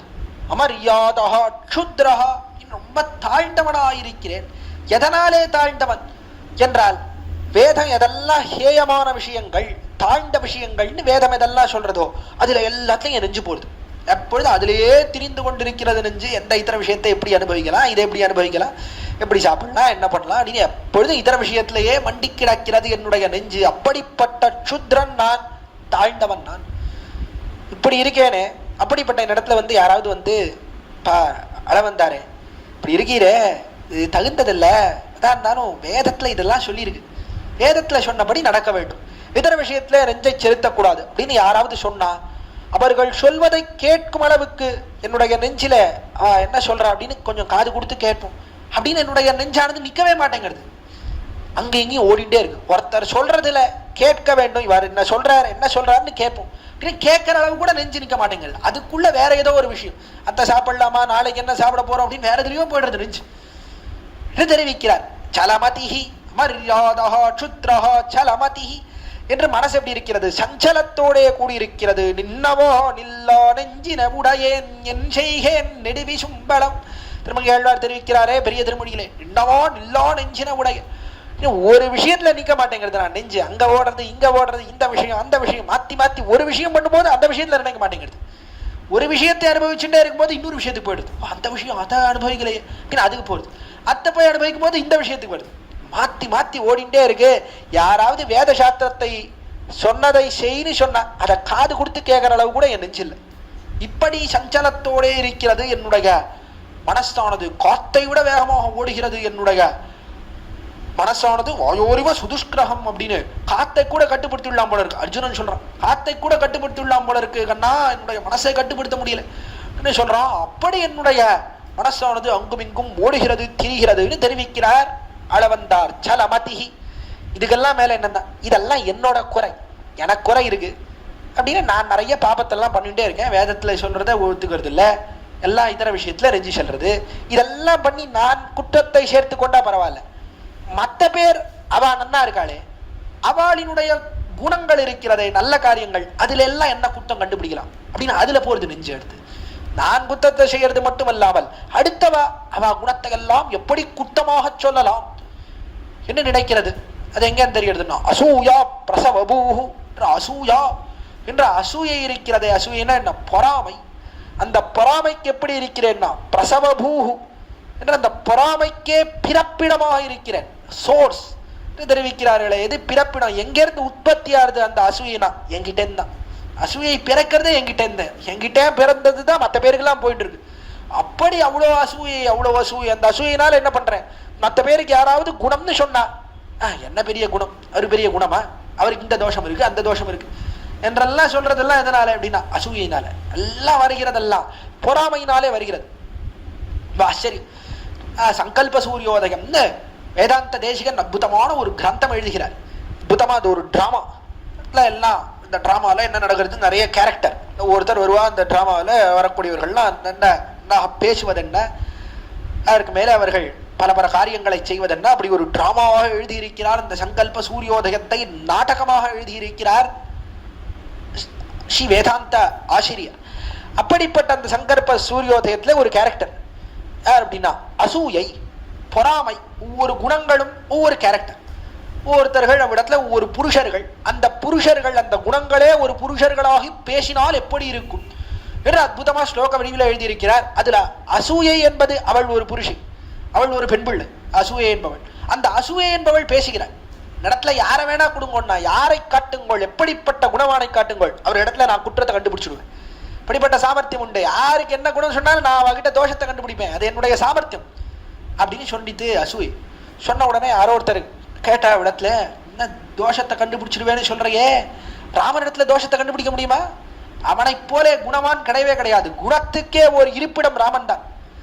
சாமர்த்தியம் இருக்குன்னா ராமன் இடத்துல கண்டுபிடிப்பாகலாம் என்று ஒருத்தர் தெரிவிக்க, அப்பொழுது அசூயை தெரிவித்தது ராமன் கிட்ட தானே, அவங்கிட்டயே நான் தோஷத்தை கண்டுபிடிக்கிறேன் என்று அவ்விடத்திலே நிரவதி குண கிராமே ராமே நிராகசி வாகசி ஸ்மரத முனிஷிதா லோகா லோகா வதந்தி சதந்திகே வரதனுஹதிம் வாலித்ரோகம் மனாக்கு அபசர்ப்பணம் பரிமித குணே ஸ்மர்த்தாவர்த்தே முதாகி முதாசதே என்று அவ்விடத்திலே அசூயை தெரிவிப்பதாக அற்புதமான ஸ்லோகம் இடுகிறார் வேதாந்த தேசிகன். நிரவதி குண கிராமே ராமே நிராகசி வாகசி என்று குணக்கடலா இருக்கக்கூடிய ராமன், அவனிடத்திலேயும் நான் தோஷத்தை கண்டுபிடிக்கிறேன். அவன் ஒரு பெண்ணை கொன்றான், அதே போல வாலி துரோகம்னு வாலிக்கு துரோகம் செய்தான், மனாக்கு அபசர்ப்பணம் என்று 14,000 ராட்சர்கள் அவர்களோட யுத்தம் பண்ணக்கூடிய காலத்திலே 3 அடி பிற்காலித்து விட்டான், பின்னே எடுத்து வைத்தான் ராமன். இதெல்லாம் ராமனுக்கே தோஷம் என்று அசூயை ராமன்கிட்டயே தோஷம் கண்டுபிடிச்சுடுத்து.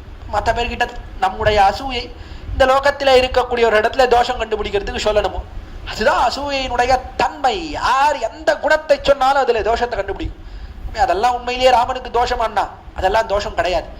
எப்படி தோஷம் கிடையாதுன்றது அது ஒரு தனி உபன்யாசத்துக்கு விஷயம். வேறு ஒரு சமயத்துல இந்த கோஷ்டியிலே விண்ணப்பிக்கிறேன். ஆஹா, அப்படி இருக்கிறது அசூயை. அந்த அசூயைக்கே இருப்பிடம் யாருன்னா நான் தான். இருப்பிடம் இல்லை, பிறப்பிடமே நான் தான். என்னிடத்திலிருந்து தான் அசூயை பிறந்து எல்லார்கிட்டையும் போடுது. அப்படி பொறாமையோட நான் கூடியிருக்கிறேன். இந்த பொறாமைக்கு மேல என்ன அப்படின்னா கிருதக்னோ துர்மோனிஹி, இதுக்கெல்லாம் மேல என்ன கிருதக்னன், நன்றி கொன்றவனாக இருக்கிறேன். யாராவது எனக்கு உபகாரம் பண்ண, ஏதாவது ஒரு உதவி பண்றா அப்படின்னா உதவிக்கு ஏற்ப அவளுக்கு ஏதாவது ஒரு நல்ல காரியம் பண்ண வேண்டாமோ? உபகார ஸ்மிருதியே இல்லைன்னா அவர்களுடைய நன்றியை நினைத்து பார்ப்பதே கிடையாது. நேரா அவளுக்கே எதிர்த்தட்டா ஏதாவது ஒரு காரியம் பண்றது. அப்படி நன்றி கொன்றவன் நான். தெரிவிக்கிற வேதம் என்ன பண்றது அப்படின்னா கிருதக்னர்களைத்தான் திட்டுகிறது. கிருதக்னோ நாஸ்தி நிஷ்கிருதி, கிருதக்னர்களை காட்டிலும் தாழ்ந்தவர்கள் என்பவர்கள் யாருமே கிடையாது வேத சாஸ்திரம் சொல்றது. அப்படிப்பட்ட தாழ்ந்தவன் நான். கிருதக்னோ என்று நான் கிருதக்னன், தாழ்ந்தவன், நன்றி கொன்றவன். கிருதக்னோ துர்மானி, ஆனால் நினைவு மட்டும் என்ன தெரியுமா துர்மானி. அகங்காரம் மட்டும் என்ன இருக்கு அப்படின்னா எல்லா உத்கிருஷ்டவர்கள் உயர்ந்தவர்கள் இருக்கிறார்களே, எல்லா உயர்ந்தவர்களை காட்டிலும் உயர்ந்தவன் நான் தான். நினைவு மட்டும் என்ன இருக்கு, சாதாரணமானவன் கிடையாது. நான் என்ன போல பெரியவன் உண்டா? எப்படிப்பட்டவன் தெரியுமா? அகங்காரம் மட்டும் நிறைய இருக்கு. உண்மையிலேயே பார்த்தால் தாழ்ந்தவன். அசூயை இருக்கு, அதற்கு மேலே கிருதக்னனா இருக்கேன், மேலே சஞ்சலமான மனசு எல்லாம் இருந்தாலும் என்ன போல உண்டா? ஆண்டான் எவ்வளவு பெரியவன் தெரியுமா என்று தலையில 2 கொம்பு அது மட்டும் முளைச்சிருக்கு. போல பெரியவன் கிடையாது, பெரியவன் கிடையாது அப்படின்னு துர்மானம். இந்த அகங்காரம், அகங்காரத்தோட கூடியிருக்கேன். அந்த அகங்காரத்தோட நிக்கிறதா? அதுவும் கிடையாது. அதுக்கு மேல என்ன ஸ்மரபரவசோ வஞ்சனபரஹோ, ஸ்மரபரவசோன்னு காமன் இருக்கிறானே அவனுக்கு வசப்பட்டு இருக்கிறேன். வசப்பட்டபடியால என்ன பெண்கள் விஷயத்துல எல்லாம் ஈடுபாடு. காம பரவசனா இருக்கிறேன், பெண்கள் விஷயத்துல எல்லாம் ஈடுபாடு, மற்ற எல்லா இத்தர விஷயத்திலே ஈடுபாடு. இப்படி இதற்கெல்லாம் வசப்பட்டு நாளை கடைசியில என்ன ஸ்மரபரவசோ வஞ்சன பரஹா, அதனாலே வஞ்சனையிலே இழுகிறேன். பெண்கள் விஷயத்துல ஈடுபாடோட நிக்கிறது இல்லை. பெண்கள் விஷயத்துல ஈடுபாடுன்றது எங்க கொண்டு போய் தள்ளுறது? கல்வனாக திரிகிறேன், சூதனாய் கல்வனாகி. சூதன் பெண்கள் விஷயத்திலே ஈடுபாடு இருந்தா என்ன உடனே கல்வன்றது வந்து திருடுகிறான். மற்ற பேரினுடைய பதார்த்தத்தை எல்லாம் அபகரிக்கணும். மற்ற பேரினுடைய மனைவிகள் பிறர் பொருள் தாரமென் இவத்தை நம்பினார் இறந்தார். பிறர் பொருள் என்ன, பிறருடைய தாரம் என்ன, இவத்தை எல்லாம் அபகரிக்க வேண்டும் என்கிற ஆசைகள் எல்லாம் வந்து சேர்ந்துகிறது. சூதனே சூதனாய் கல்வனாகி என்று கல்வனாக ஆகிறான். மற்ற பேரினுடைய பதார்த்தங்களை ஆசைப்படுகிறேன். அப்படிப்பட்ட வஞ்சனபரனாகவும் இருக்கிறேன், வஞ்சகனாகவும் இருக்கிறேன். கிருத கிருதக்னோ துர்மாணி ஸ்மரபரவசோ வஞ்சனபரஹ நிசர்கோ தேவத்வத். அதற்கு மேல என்ன? ஸ்மரபரவசோ வஞ்சனபரஹ நிருசம்சஹ பாபிஷ்டஹ நிருசம்சஹ. இதெல்லாம் கூட பரவாயில்லண்ணா, இதெல்லாம் ஏதோ என்னிடத்துல இருக்கக்கூடிய குற்றம், இதெல்லாம் கூட பரவாயில்ல. சில பேர் என்ன பண்றா, நான் பெண்களை ஆசைப்படுறது, மற்ற விஷயங்களை ஆசைப்பட்டு அபகரிக்கிறது, இதெல்லாம் இருக்கட்டும், என்னிடத்துல ஆசையோட சில பேர் இருக்கா. பாவம் ஆள வந்தார் நல்லவர் அப்படின்னு நம்முடையவன் அப்படின்னு என்னிடத்துல ஆசைப்பட்டு சில பேர் இருக்கிறார். நேரம் அவளுக்கே இம்சை பண்றான். ரிஷம்சஹா என்று ஹிம்சகனாக இருக்கிறேன். யார் என்னிடத்துல ஆசைப்படுறாளோ அவளுக்கே இம்சையை செய்கிறேன். அப்படிப்பட்ட ஹிம்சகன் நான். ரிஷம்சஹா பாபிஷ்டா. இதுக்கெல்லாம் காரணம் என்ன தெரியுமா? நிறைய பாபம் பண்ணியிருக்கேன். பாபத்துக்கு எண்ணிக்கையே கிடையாது. நான் பாவமே செய்து பாவியானேன் தெரிவிக்கிறாரே ஆழ்வார். பாவமே செய்து பாபத்தை பண்ணி பண்ணி பண்ணி பாபத்தினுடைய வாசனை இருக்கிறது. அதனாலே மறுபடியும் இந்த விஷயங்களை எல்லாம் செய்து செய்து செய்து தாழ்ந்தவனா போயிட்டே இருக்கேன். அப்படி இருக்கிறேன். அப்படிப்பட்ட பாபிஷ்டன் நான். பாபத்துக்கு எல்லையே கிடையாது என்று ஆழ்வார்கள் தெரிவித்தா போலே பிராத்தி வினயன உய்ய கொண்டு ஆழ்வார் தெரிவிக்கிறார். ஒப்பிராத்தி வினயன், நான் செய்த பாபங்களுக்கு சமமே கிடையாது, அப்படிப்பட்ட பாபங்களை செய்திருக்கிறேன் தெரிவிக்கிறார் சுவாமி நம்மாழ்வார். அதை போலே தெரிவித்துக் கொள்கிறார் ஆள வந்தார். பாபிஷ்டா, நான் அவ்வளவு பாபம் செய்திருக்கிறேன், நான் பாபமே வடிவெடுத்தவன் தெரிவித்தார் ஆள வந்தார். எல்லாம் ஒரு சந்தேகம் ஏற்படுறது. சுவாமி இவ்வளவு வரிசையா பெருசா லிஸ்ட் போட்டுட்டே போறாரு, 10 தாழ்ச்சிகள் தம்மை பத்தி தெரிவித்துக் கொள்கிறாரு. இவ்வளவு தாழ்ச்சி இருக்கிறதா? உண்மையிலேயே ஆளவந்தார்கிட்ட இவ்வளவு தாழ்ச்சி இருக்கா? ஆளவந்தாருன்னா இவ்வளவு தாழ்ந்தவரான் என்றால் ஒரு காலத்திலேயும் கிடையாது. அளவந்தாருக்கு அகங்காரம் உண்டா, துர்மானம் உண்டா, அல்லது இதர விஷயத்திலே ஈடுபாடு உண்டா, சஞ்சலமான மனசு உண்டா? எதுவுமே கிடையாது. 10 விஷயத்துல எதுவுமே சேராது. அப்ப இவ்வளவு சொல்லிட்டே இருக்காரு. எதனால சொல்றார் என்றால் காட்டி கொடுக்கிறார். எதை காட்டி கொடுக்கிறார் என்றால் பகவத் சன்னதியிலே போகக்கூடிய காலத்திலே நாம் எப்படி இருக்க வேண்டும். பகவத் சன்னதியில போனா என்ன பண்ணணும்னா நம்முடைய குற்றங்களை எல்லாம் முதல்ல சொல்லணும். பெருமானிடத்திலே நான் இப்படிப்பட்டவன், தாழ்ந்தவன், நைச்சானுசந்தானம் செய்து கொள்ள வேண்டும். தன்னுடைய பாபத்தை எல்லாம் சொல்லணும். பெருமானை நிறைய பாவம் பண்ணியிருக்கேன் அண்டால் அதைத்தான் காட்டி கொடுக்கிறாள். அறியாத பிள்ளைகளோ அன்பினால் உந்தன்னை சிறுபேரழைத்தனவும் சீரி அருளாதே என்று தெரிவிக்கிறார். பெருமான் சன்னில போனா என்ன பண்ணும்? அறியாத பிள்ளைகளோ அன்பினால் தன்னை சிறுபேரழைத்தனவும்னு நாம் பண்ண தவறுகளை எல்லாம் எம்பெருமான் சன்னதியில முதல்ல சொல்ல வேண்டும். அதை காட்டி கொடுக்கிறார். இவ்விடத்திலே ஆள வந்தார். என்ன பண்ணிட்டு வரணும்? பெருமான் சன்னதியில போகும்போதே என்ன பண்ணும்? நான் இப்படிப்பட்டவன், தாழ்ந்தவன், அதையெல்லாம் சொல்லிக்கொண்டே போக வேண்டும். யார் காட்டி கொடுத்தது? விபீஷண ஆழ்வான் காட்டி கொடுத்தது. விபீஷணன் வந்தான் ஆகாசத்திலே, ராவனிடத்திலிருந்து வந்தான், நேர ராமன் இடத்துல வந்து சேர்ந்தான். மேலே நிற்கிறான் சமுத்திரக்கரையில். ஆகாசத்துல நிற்கக்கூடிய காலத்துல விபீஷணன் என்ன சொன்னான்? முதல்ல அவன் சொன்ன வார்த்தை ராவணோ நாம துர்விருத்தா ராட்சசோ ராட்சசேஸ்வரா தஸ்யாக மனுஜோ பிராதா விபீஷணமிதி ஸ்ருதா. அந்தவன் யாருன்னு பாக்குறான்.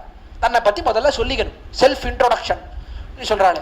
நம்ம பத்தி சொல்லணும். அப்படின்னா என்ன பண்றான்? முதல்ல எல்லாரும் என்ன பண்றான்? நான் அப்படிப்பட்டவன், இப்படிப்பட்டவன், உயர்ந்தவன் அப்படின்னு அதை மட்டும்தான் சொல்றான். தாழ்ச்சியே சொல்றதே இல்லை, விட்டுடுவோம். எல்லாரும் சொல்லும் போது என்ன அப்படின்னா அப்படிப்பட்டவன், இந்த காரியம் பண்ணியிருக்கேன், அந்த காரியம் பண்ணியிருக்கேன் அப்படின்னு விசேஷமா சொல்லிக்கிறான். எல்லாம் கம்பெனிக்கு அனுப்புறான்ல, சிவி ரெஸ்யூமே அப்படின்னு போட்டு அனுப்புறான். என்ன பண்றான்? இப்படிப்பட்டவன், இப்படிப்பட்ட சாதனைகள்லாம் பண்ணியிருக்கேன் அப்படின்லாம் வரிசையா தங்கள் பெருமையே சொல்லிடுகிறான். எல்லாம் மற்ற கம்பெனியில போகும்போது நீங்களுமே அப்படிதான் பண்ணணும். கம்பெனியில போகும்போது நம்மளுடைய தாட்சி எல்லாம் சொல்லிட்டு போனா வேலை கிடைக்குமா? வேலை கிடைக்காது. அதெல்லாம் தாட்சியை சொல்றதுக்குள்ளயுமே திருப்பி போன அனுப்பிச்சு விட்டுடுவோம். ஆனால் எம்பெருமானிடத்துல போகக்கூடிய காலத்துல என்ன பண்ணோம்? முதல்ல தாட்சியை சொல்லிக்கணும்.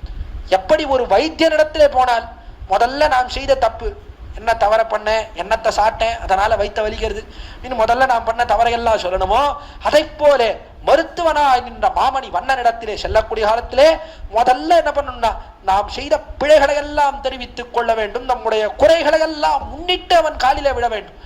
இதான் என்ன பண்றான் விபீஷணன் தான். முதல்ல என்ன பண்ணோம்? ராவணோ நாம துர்விருத்தா. எப்படிப்பட்டவன் தெரியுமா? ராவணன் ஒருத்தன் இருக்கான். துர்விருத்தா ராவணோ நாம. இந்த பேரே போரும்னா எவ்வளவு தாழ்ந்தவன்றதை அவனுடைய பேரே காட்டி கொடுக்கிறது. எவ்வளவு தாழ்ந்தவன், எவ்வளவு தாழ்ந்தவன். துர்விருத்தா, கெட்ட தொழில்களே வடிவெடுத்தவன் ராவணன். அப்படிப்பட்ட தாழ்ந்தவன். ராட்சசோ ராட்சசேஸ்வரா.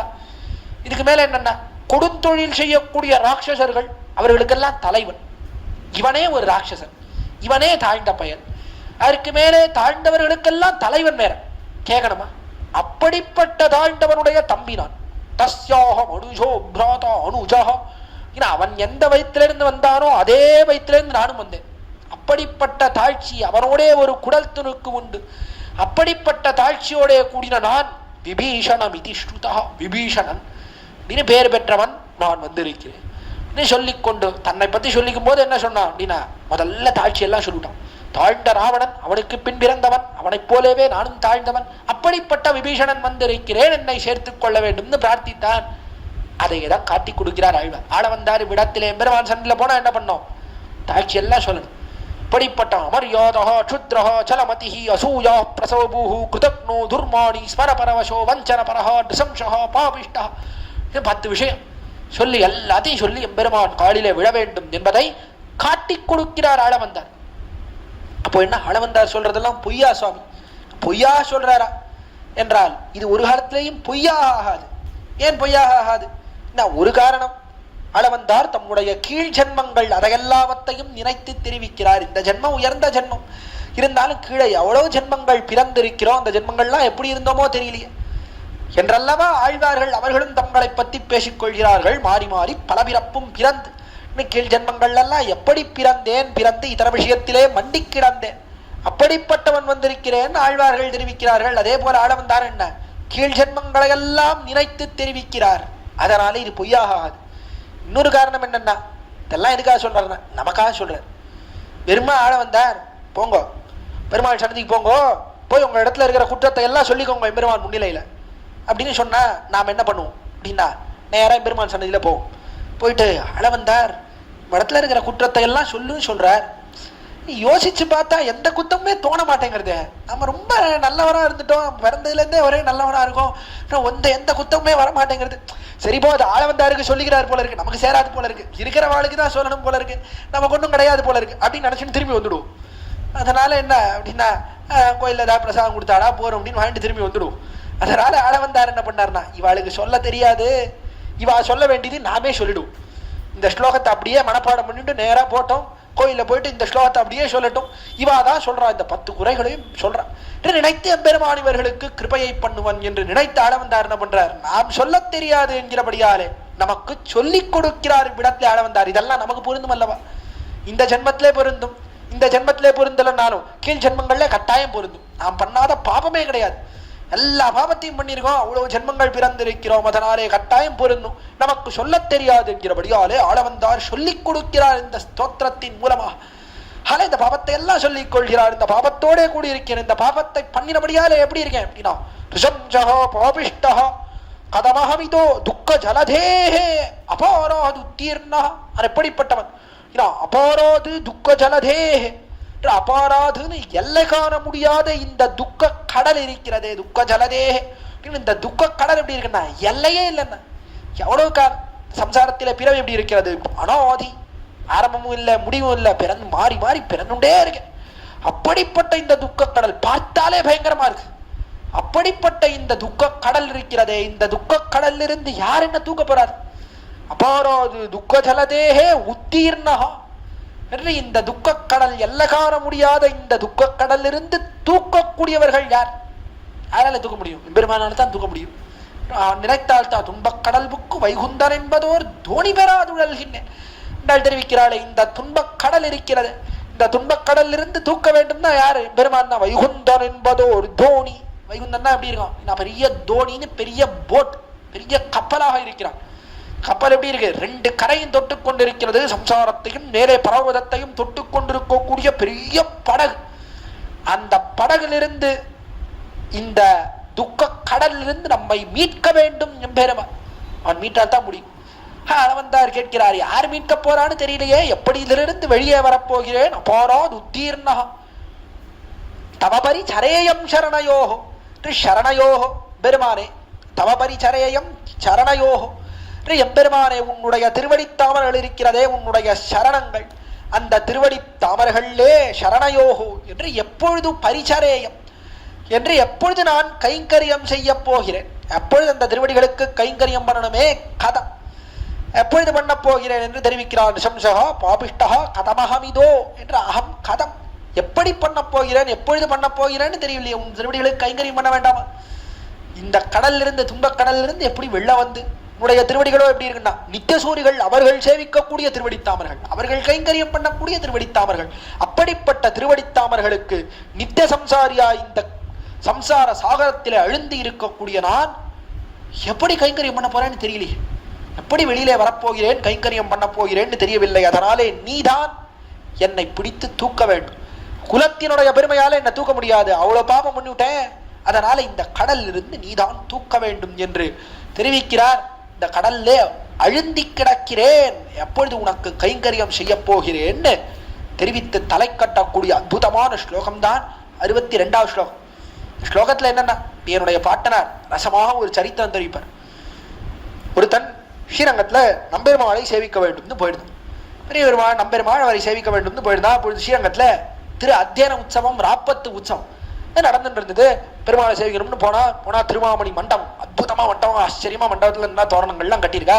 நேரா வந்தான், வந்து அப்படி பார்த்தா வரிசையா அங்க ஆழ்வார்கள் எழுதியிருந்தான். 10 ஆழ்வார்கள் எழுந்தருளி இருந்தா. பொய்கை ஆழ்வார்ல இருந்து திருமங்கை ஆழ்வார் பரியந்தமா 10 ஆழ்வார் எழுதி இருந்தா. அதுவும் பார்த்தா பெருமாள் அற்புதமா எழுதிருக்கார். பார்த்த உடனே சேவிச்சவாட அவனுக்கு ஏதோ ஒரு ஸ்லோகம் சொல்லணும்னு தோணிடுது. கோயில வந்திருக்கோம், பெருமாள் ஆழ்வார் எல்லாம் எழுதிருக்கா, பெருமாள் எழுதிருக்கா, இவாளெல்லாம் என்ன ஸ்தோத்திரம் பண்ண வேண்டாமா, ஏதாவது ஒரு ஸ்லோகம் சொல்ல வேண்டாமா, என்ன சொல்றதுன்னு இப்படி யோசிச்சு பார்த்தான். எந்த ஸ்லோகமும் ஞாபகம் இல்ல. திடீர்னு அவனுக்கு இந்த ஸ்லோகம் ஞாபகம் வந்தது. இந்த 62வது ஸ்லோகம் எங்கேயோ கேட்டிருக்கான். கேட்டபடியால இந்த ஸ்லோகம் ஞாபகம் வந்தது. ஸ்லோகம் ஞாபகம் வந்தா ஸ்லோகத்துக்கு அர்த்தமெல்லாம் தெரியாது. என்ன பண்ணா, ஸ்லோகம் ஞாபகம் வந்த உடனே சரி இந்த ஸ்லோகத்தை சொல்லுவோம் அப்படின்னா நேரா போனான். இப்போ என்ன பண்ணான்னா, முதல்ல அப்படி பொய்யாழ்வார் இருந்தார். நேரா போனா பொய்யாழ்வார கையை கூப்பி அமரியாதா அப்படின்னா, அவரையே அமரியாதா அப்படின்னு விட்டான். மரியாதான்னு என்ன, தன்னை பத்தி சொல்லிக்கணும்ன்றது தெரியாது அவனுக்கு. ஒரு 10 பதம் வரிசையா வருது அப்படின்ன உடனே என்ன பண்ணான், 10 ஆழ்வாருக்கு ஆக்கிடுவோம் அப்படின்னு முதல்ல அமரியாதா அப்படின்னு அவர் அப்படி சேவிச்சான். மரியாதையே இல்லாதவர் யாரு, பொய்கை ஆழ்வார். வேத மரியாதையே இல்லாதவர், வேதமே தெரியாதவர். அடுத்தபடியா போனோம் பூதத்தாழ்வார், க்ஷுத்ரஹா இது தாழ்ந்தவர் அப்படின்னு அவரை சேவிச்சான். அடுத்தது போனா பேயாழ்வார், சால அமதிஹி அப்படின்னு அவரை சேவிச்சான். எல்லாம் வெறும் சஞ்சலமான மனசு அவருக்கு, பேய போல சஞ்சலமான மனசு அப்படின்லாம் அவனுக்கு தெரியல, அர்த்தம் தெரியல. போனா சால அமதிஹி அப்படின்னு அவரை சேவிச்சான். அசூயா பிரசவபூஹு அப்படின்னு நேரா போனா அடுத்து திருமழிசை ஆழ்வார் சேவிச்சான். அடுத்தபடியா அவ்விடத்துல கிருதப்னோ அப்படின்னு நம்மாழ்வாரை சேவிச்சான். வரிசையா சேவிச்சுட்டே வந்தான் 10 பேரையும். துர்மோனி அப்படின்னு குலசேகர ஆழ்வாரை சேவிச்சான். ஸ்மரபரவசோ வஞ்சனபரா ஸ்மரபரவசா அப்படின்னு பெரியாழ்வாரை சேவிச்சான். வஞ்சனபரஹான்னு தொண்டரடிப்படி ஆழ்வாரை சேவிச்சான். துசம்சா அப்படின்னு திருப்பானாழ்வாரை சேவிச்சான். பாபிஷ்டா அப்படின்னு திருமங்கை ஆழ்வாரை சேவிச்சான். இப்படி 10 பேரையும் சேவிச்சான். சேவிச்சுட்டு இப்படி திரும்பினான். கதமஹமிதோ துக்க ஜலதேஹே அப்படின்னு நான் திரும்பினா நம்பெருமாள் வந்துட்டார். பெருமாளை பார்த்தான், துக்க ஜலதே அப்படின்னு அவரை சேவிச்சான். துக்க கடலே அப்படின்னு பெருமாளையே பார்த்து துக்க கடலே அப்படின்னு சொல்லி சேவிச்சுட்டான். பார்த்தா பெருமாள் தலையில் அடிச்சுட்டார். இப்படி எல்லாரையும் விடத்திலே பெருமாள் சிரித்தார். வியாஜ மந்தஸ்மிதம், நீ சிரிக்கிறானே, எதுக்கு சிரித்த போறோம் இப்படி சொல்லிட்டு இருக்கானே.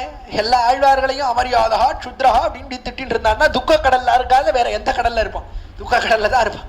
ஆழ்வார்கள் எல்லாம் இப்படி திட்டினா துக்க கடல்ல போகாத, என்னவோ நம்ம பார்த்து துக்க கடலே அப்படின்றானே, இவன் துக்க கடல்ல விழாத வேற எந்த கடல்ல விழ போறான். எம்பெருமான் சிரித்தான்னு வெடிக்கா தெரிவிப்பார். அடியனுடைய பாட்டனராக இந்த ஸ்லோகத்தினுடைய அர்த்தத்தை அறிந்து சொல்ல வேண்டும். நம்மிடத்தில் இருக்கக்கூடிய பாபத்தை சொல்ல வேண்டும். கடைசியில ஸ்லோகத்தை சொல்றேன்னு மற்ற பேருக்கெல்லாம் பாபத்தை எழுத்திவிடக்கூடாது. தாழ்வார்கள் எம்பெருமான் இவாளையெல்லாம் துக்க ஜலதேன்னு சொல்லிடக்கூடாது. நம்முடைய பாபத்தை சொல்லிக் கொள்ளக்கூடிய அற்புதமான ஸ்லோகம். இந்த ஸ்லோகத்தை விண்ணப்பித்தார், அழ வந்தார் எம்பெருமான் திருமுன்பு. பார்த்தான் எம்பெருமான், பார்த்தான், அழ வந்தேர், சொல்லிட்டே இருக்கேன், எவ்வளவு பாபம் சொல்லுவீர், இவ்வளவு பாபத்தையும் பொறுத்து உண்மை நான் எப்படி கிருபை செய்வது, உமக்கு எப்படி காரியம் பண்ணுவது? ஏதோ தெரியாமல் செய்த பிழை, தெரியாமல் ஏதோ 2 தப்பு பண்ணிட்டேன் 3 தப்பு பண்ணிட்டேன் அப்படின்னா சரி போ அப்படின்னு மன்னிச்சு விடலாம். தெரிஞ்சே இவ்வளவு பாபம் பண்ணியிருக்கேன், பாபம்னு தெரிஞ்சே பண்ணியிருக்கேன், இப்படி இருக்கும்போது உண்மை எப்படி பொறுப்பது? முடியாது தெரிவித்தான் பெருமான். தெரிவித்தவாறு ஆள வந்தார். கேட்டார் 63வது ஸ்லோகத்தில், நான் முடியாதுன்னு சொல்றேன் பெருமானே, சில பேருக்கு காரியம் பண்ணியிருக்கியே, சில பேருக்கு நீ கிருபை பண்ணியிருக்கியே, அவ எந்த அபராதம் பண்ணியிருந்தாலும் பொறுத்து ஏற்றுக் கொண்டிருக்கிறாயே, அந்த கிருபையை என் விஷயத்துல பண்ண முடியாது என்று அற்புதமாக கேள்வி கேட்கிறார். 63வது ஸ்லோகத்திலே ரகுவரயத பூஸ்தம் தாதுஷோவா யசஸ்ய பிரணதயிதி தயாளுர் யச்ச சைத்யஸ்ய கிருஷ்ணா பிரதிபவம் அபராத் துர்முக்த சாயுஜ்யதோ பூஹு பதகிமபதமாகஹ தஸ்ய தேஸ்தி க்ஷமாயாஹ. அற்புதமான ஸ்லோகம். ரகுவர யதபூஸ்தம், ரகுவர அழைத்தார் எம்பெருமானை, ராமபிரானே ரகுவரா, ரகுகுல சிரேஷ்டனே. ரகுகுலத்திலே இருக்கக்கூடியவர்கள் அவர்கள்லாம் எப்படி இருப்பான்னா, அவளுக்கே உயர்ந்த குணம் உண்டு. சரணாகதர்களை ஒரு காலத்திலேயும் கைவிடாதவர்கள் ரகுகுலத்திலே இருக்கக்கூடியவர்கள். 6 சரணாதி பண்ணால் காலில் ஒருத்தன் விழுந்துட்டானா அவனை கைவிடக்கூடாது என்றதுல எல்லாரும் அண்ணா திருடமான மனசோட கூடியவர்கள். ரகு இருந்தான், காலத்தில் இருந்தார்கள் 2 பேர். கவுந்தர் அப்படின்னு ஒரு சிஷ்யர் இருந்தார், வரதந்தூன்னு ஆச்சாரியன் இருந்தார். கவுந்த பிரபேதே வரதந்து சிஷ்யா. இது வரதந்தூன்னு ஆச்சாரியன், கவுந்தன்றவன் சிஷ்யன். ஆனால் ஆச்சாரிய இடத்துல எல்லாம் வாசிச்சான், வரதந்தூர் இடத்துல எல்லாம் வாசிச்சான். வாசிச்சு முடிச்ச உடனே கடைசி நாள் போய் நின்றான் இந்த கவுந்தன். போய் நின்றவாறே வரதந்துவுக்கு சுவாமின்னு ஆச்சாரியருக்கு சோத்யோய பிரியந்தனமோ ஹிருத்ய பிரஜாதந்தும் மாவ்யவச்சேத்சி அப்படின்னு வேதம் சொல்றது. ஆச்சாரியனுக்கு என்ன வேண்டுமோ அதெல்லாம் கொண்டு வந்து கொடுக்க வேண்டும்னு சொல்லியிருக்கு வேத சாஸ்திரம். என்ன வேண்டும்னு கேளு, கொண்டு வந்து தரேன் அப்படின்னா. வரதந்து சொன்ன, நீ நன்னா கத்துண்டப்பா, அதுவே போரும், அதுக்கு மேல எனக்கு எதுவுமே வேண்டாம், நீ நன்னா கத்துண்டைய அதுவே போரும், வேற எந்த குருதட்சிணையும் உனக்கு வேண்டாம் அப்படின்னா. இவன் கேட்கல, அதெல்லாம் கிடையாது, வேதம் சொல்லியிருக்கோம் உனக்கு ஏதாவது கொடுக்கணும் அப்படின்னு நிர்பந்தித்தான். மீண்டும் மீண்டும் ஏதாவது கொடுக்கணும், என்ன வேணும்னு சொல்லும், என்ன வேணும்னு சொல்லும் அப்படின்னு கேட்டுட்டே இருந்தான். ரொம்ப கோபம் கொடுத்து வரதந்துக்கு பார்த்தார், சொன்னார், போ 14 கோடி தங்க காசுகள் இதை எடுத்துன்னு வா, நிறைய ஐஸ்வர்யம் வேண்டும், மூட்டை மூட்டை ஐஸ்வர்யம் எல்லாத்தையும் கொண்டு வா அப்படின்னு சொன்னார் வரதந்து. பார்த்தார் கவுந்தர், எங்கடா போறது, ஆச்சாரியன் ஏதோ சொல்லிவிட்டார், ஆச்சாரியனுடைய வாக்க வேற மீற முடியாது, எங்க போறது இவ்வளவு ஐஸ்வர்யத்துக்கு, சரி நம்ம ராஜா இருக்கா ரகு, அவன் இடத்துல போய் கேட்டு பார்ப்போம் அப்படின்னு நேரா ரகுவின் இடத்துல போனேன். ரகுவின் இடத்துல போய் ராஜா இடத்துல கேட்கலாம்னு போனா, அன்னைக்குன்னு பார்த்து ரகு வெறும் ஒரு சாதா ஒரு வெள்ளை வேஷ்டி, ஐஸ்வர்யம் இல்ல சாதா ஒரு வெள்ளை வேஷ்டி, ஒரு மரச்சொம்பு, ஒரு மண் பானை இருந்தது, மண் சொம்பு இருந்தது. மண் சொம்புல அப்படி தீர்த்தத்தை கொடுத்து இவரை வரவேற்று நான் உள்ள உட்கார வச்சு எல்லாம் இவருக்கு நன்னா பாத பூஜை எல்லாம் பண்ணி விசேஷமா வரவேற்றான். பார்த்தான், இவன் ராஜா, பெரிய தங்கம் எல்லாம் போட்டு இருப்பான், நல்லா பெரிய பட்டு பீதாம்பரத்தோட இருப்பான், இக்ஷ்வாக்கு வம்சத்து ராஜா, ரகுகுல அப்படின்னு எவ்வளோ ரகுன்றவன் எவ்வளோ பிரசித்தியோட கூடினவன், நல்லா விசேஷமா ஐஸ்வர்யத்தோட இருப்பான்னு பார்த்தா இவனே பிச்சைக்காரனை போல இருக்கானே, என்ன ஆச்சு, ஐஸ்வர்யம் எல்லாம் எங்க போச்சு அப்படின்னு கேட்டான். கேட்டவாறே அப்பொழுது அவன் தெரிவித்தான், பெரிய ஒரு யாகம் பண்ணேன், நிறைய ஐஸ்வர்யம் நிறைய சேர்ந்து கொடுத்து, ஆனால் பெரிய ஒரு யாகம் பண்ணேன், யாகத்துல எல்லாத்தையும் செலவழிச்சுட்டேன், ஒரு ஐஸ்வர்யம் முடல எல்லாத்தையும் செலவழிச்சுட்டேன், கஜானா காலி, நான் ஓட்டின்னு இருக்கு, கஜானால ஒண்ணுமே இல்லை, மொத்தம் காலி அப்படின்னு சொன்னான் ரகு. பார்த்தார் கவுந்தர், பார்த்தார், சரிதான் போ, நாம நன்னா இப்ப கேட்கலாம்னு வந்தோம், ஐஸ்வர்யத்தை கேட்கலான்னு ரகு கிட்ட வந்தா இவரே பிச்சு எடுத்துட்டு இருக்கான், யார் இடத்துல போய் கேட்கறது அப்படின்னு தலையை தொங்க போட்டு கேட்டார். அப்பொழுது ரகு, என்ன எதனால வந்தீர் அப்படின்னு கேட்டார். போல ஆச்சாரியன் கேட்டுவிட்டார், ஐஸ்வர்யம் குடுன்னு கேட்டுவிட்டார், எங்க போறதுன்னு தெரியல, அதனால உங்களிடத்துல வந்தேன் அப்படின்னு சொன்னார். சொன்னவாறே ரகு, அப்படியா, சரி ஒரு நாள் அவகாசம் கொடு, நாளைக்குள்ள எப்படியாவது ஐஸ்வர்யத்தை திரட்டி கொடுக்கிறேன் அப்படின்னு தெரிவித்தார். பார்த்தார், ஆச்சரியம் இந்த கவுந்தருக்கு, நடாது இவரே இப்படி இருக்காரு, எப்படா ஐஸ்வர்யத்தை கொடுப்பார் அப்படின்னு யோசிச்சுட்டு இருந்தார். பார்த்தான் ரகு என்ன பண்ண அப்படின்னா, பெரிய சேனையை திரட்டினான், பெரிய சேனை இருந்து ரகு இடத்துல எல்லா சேனை எல்லாம் அணிவகுத்து நன்னா சைன்யத்தை எல்லாம் திரட்டினான். திரட்டி எதுக்கா அப்படின்னா, பாருங்க நிறைய ஐஸ்வர்யம் வேணும்ன்ற, இந்த ஐஸ்வர்யத்துக்கு எந்த ராஜ்யத்துக்கிட்ட போனாலும் இருக்காது, ஷாகுனாம் இயம் பூமி, இன்னும் மொத்த பூமியும் நம்மோடது, நம்ம கிட்டே இல்லைன்னா எந்த ராஜ்யத்தை கொள்ளையடிச்சு என்ன பண்ண முடியும், எல்லாம் முடியாது, நேர குபேரப்பட்டினம் இருக்கே அதை கொள்ளையடிச்சிடுவோம் நினைச்சான் ரகு. குபேரப்பட்டினம் இருக்கு, அத்தையே கொள்ளையடிப்போம், குபேரனையே கொள்ளையடிச்சிடுவோம், கொள்ளையடிச்சுட்டா எல்லா ஐஸ்வர்யம் எல்லாம் வந்துடும், அந்த ஐஸ்வர்யத்தை கொண்டு இவனை ரட்சிக்கலாம், சரணாகத்தனை ரட்சிக்கணும்னா எந்த எல்லைக்கு வேணா போலாம்னா, குபேரனையே கொள்ளையடிச்சாலும் பரவாயில்ல இன்னும் சைன்யத்தை எல்லாம் திரட்டி விட்டான்.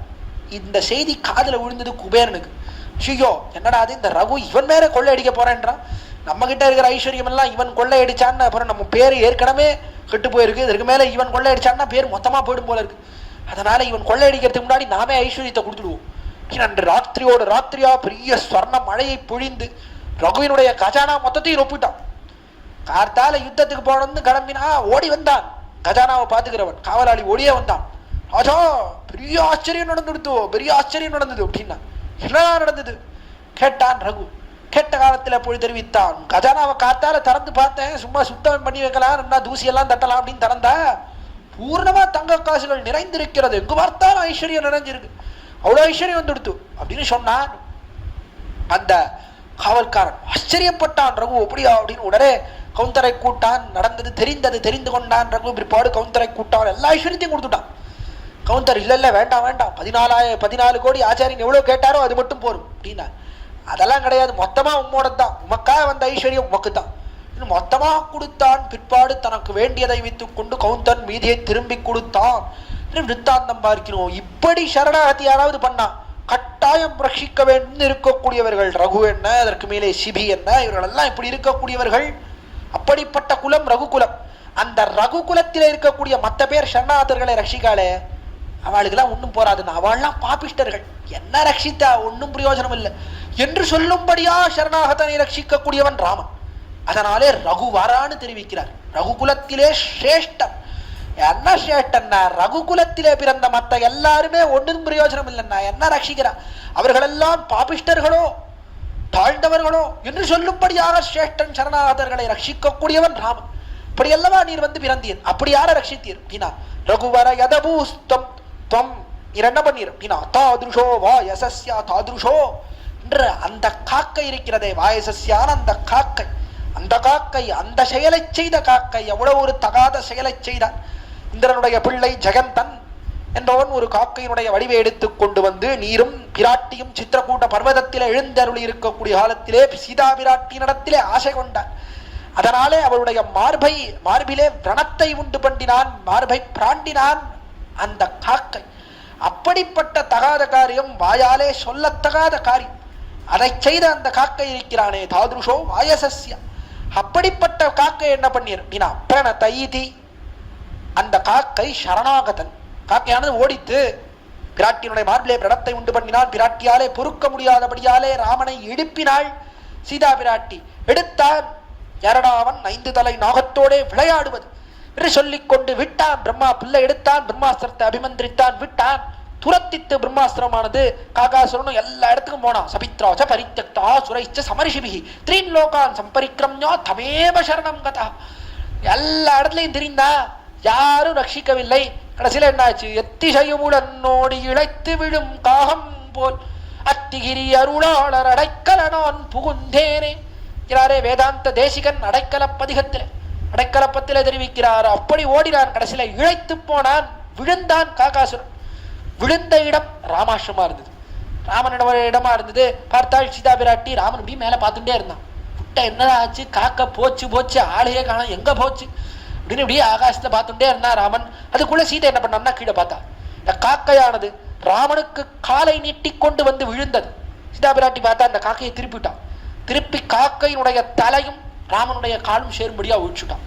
வச்சுட்டு சீதா பிராட்டி பாருங்க பாருங்க பாருங்க, கீழே விழுந்திருக்கு பாருங்க, காக்கை சரணாதி பண்ணி விடுது, அதை ரட்சியுங்கள் தெரிவித்தாள் சீதா பிராட்டி ராமனிடத்துல. பார்த்தான் ராமன், காலில் விழுந்து விடுத்தா, சரணாதி பண்ணி விடுத்தா. சீதா பிராட்டி சொன்ன உடனே என்ன நினைத்தான்? சரணாதி பண்ணி விடுத்து போல இருக்கு உண்மையிலேயே என்று அதை சரணாகதன்னு நினைத்தான் ராமன். உண்மையிலேயே அது சரணாதி பண்ணித்தா. காக்கை ராமன் காலில் விழணும்னு நினைத்து, ஒன்னும் வழி இல்லை, ராமன் காலிலேயே விழுவோம்னு நினைத்து விழுந்ததான்னா கிடையாது. ஆனால் இவன் நினைத்தான் பிரணதயிதி பிரணதா என்று அந்த காக்கை சரணாகதன்னு எம்பெருமான் நினைத்தான். இவனுடைய நினைவாலே அது சரணாகதனாயிற்று. அத தெரிவித்தார் வால்மீகி முனிவர். வால்மீகி ராமாயணத்திலே தெரிவித்தார், சதம் நிபதிதம் பூமௌ சரண்ய சரணாகதம் பதார்ஹமபி காகுத்ஸஹ கிருபயா பரியபாலயத். சதம் நிபதிதம் பூமௌ என்று பூமியிலே விழுந்த அந்த காக்கை என்ன? சரண்ய சரணாகதம், சரணாகதி செய்த அந்த காக்கைன்னு தெரிவித்தார். சரணாகதி செய்தான்றது யாருடைய அபிப்பிராயத்தால்? என்ன? ராமனுடைய அபிப்பிராயத்தால. காக்கையினுடைய அபிப்பிராயத்தால அது சரணாதி பண்ணல. இவர் என்ன பண்ணான்னா பிரணதயிதி சரணாதி பண்ணிடுத்து நினைத்து என்ன பண்ணான்னா தயாளுஹு என்று தயாளுஹுன்னு தன்னுடைய பரம கிருபையாலே என்ன பண்ணான் என்றால் கிருபயா பரியபாலயத். பிராட்டி புருஷகாரம் பண்ணா, பக்கத்துல இருந்து பிராட்டி பாருங்கண்ணா சேர்த்துக்கோங்க அப்படின்னு சொன்னார். சொன்னபடியால் என்ன பண்ணான்? தன்னுடைய நிகிரக சிந்தை எல்லாவற்றையும் தள்ளி வைத்தான். தள்ள வேண்டும், இவர்களை தண்டிப்பேன், க்ஷிபாமி இவர்களை தள்ளுவேன் என்று எம்பெருமான் கொண்டிருக்கக்கூடிய சங்கல்பத்தை எல்லாம் தள்ளிவிட்டான். தள்ளிட்டு என்ன பண்ணான்? தன்னுடைய நீர்மையை காட்டினான், தன்னுடைய கிருபையை காட்டி என்ன பண்ணான்? கிருபயா பரியபாலயத். பிராட்டி சொன்னாள், அதனாலே ரட்சித்தான், தன்னுடைய கிருபையாலே ரட்சித்தான் என்று அற்புதமாக காட்டுகிறார்கள். அதைத்தான் தெரிவிக்கிறார் தயாளுஹு. தயாளுஹுன்னா என்ன? சம்ஸ்கிருதத்தில் அற்புதமான பிரத்யயம் ஆளுச் பிரத்யயம்னு தெரிவிப்பார்கள். ஆளுச்சுன்ற பிரத்யயம் அதை உபயோகித்தா என்ன?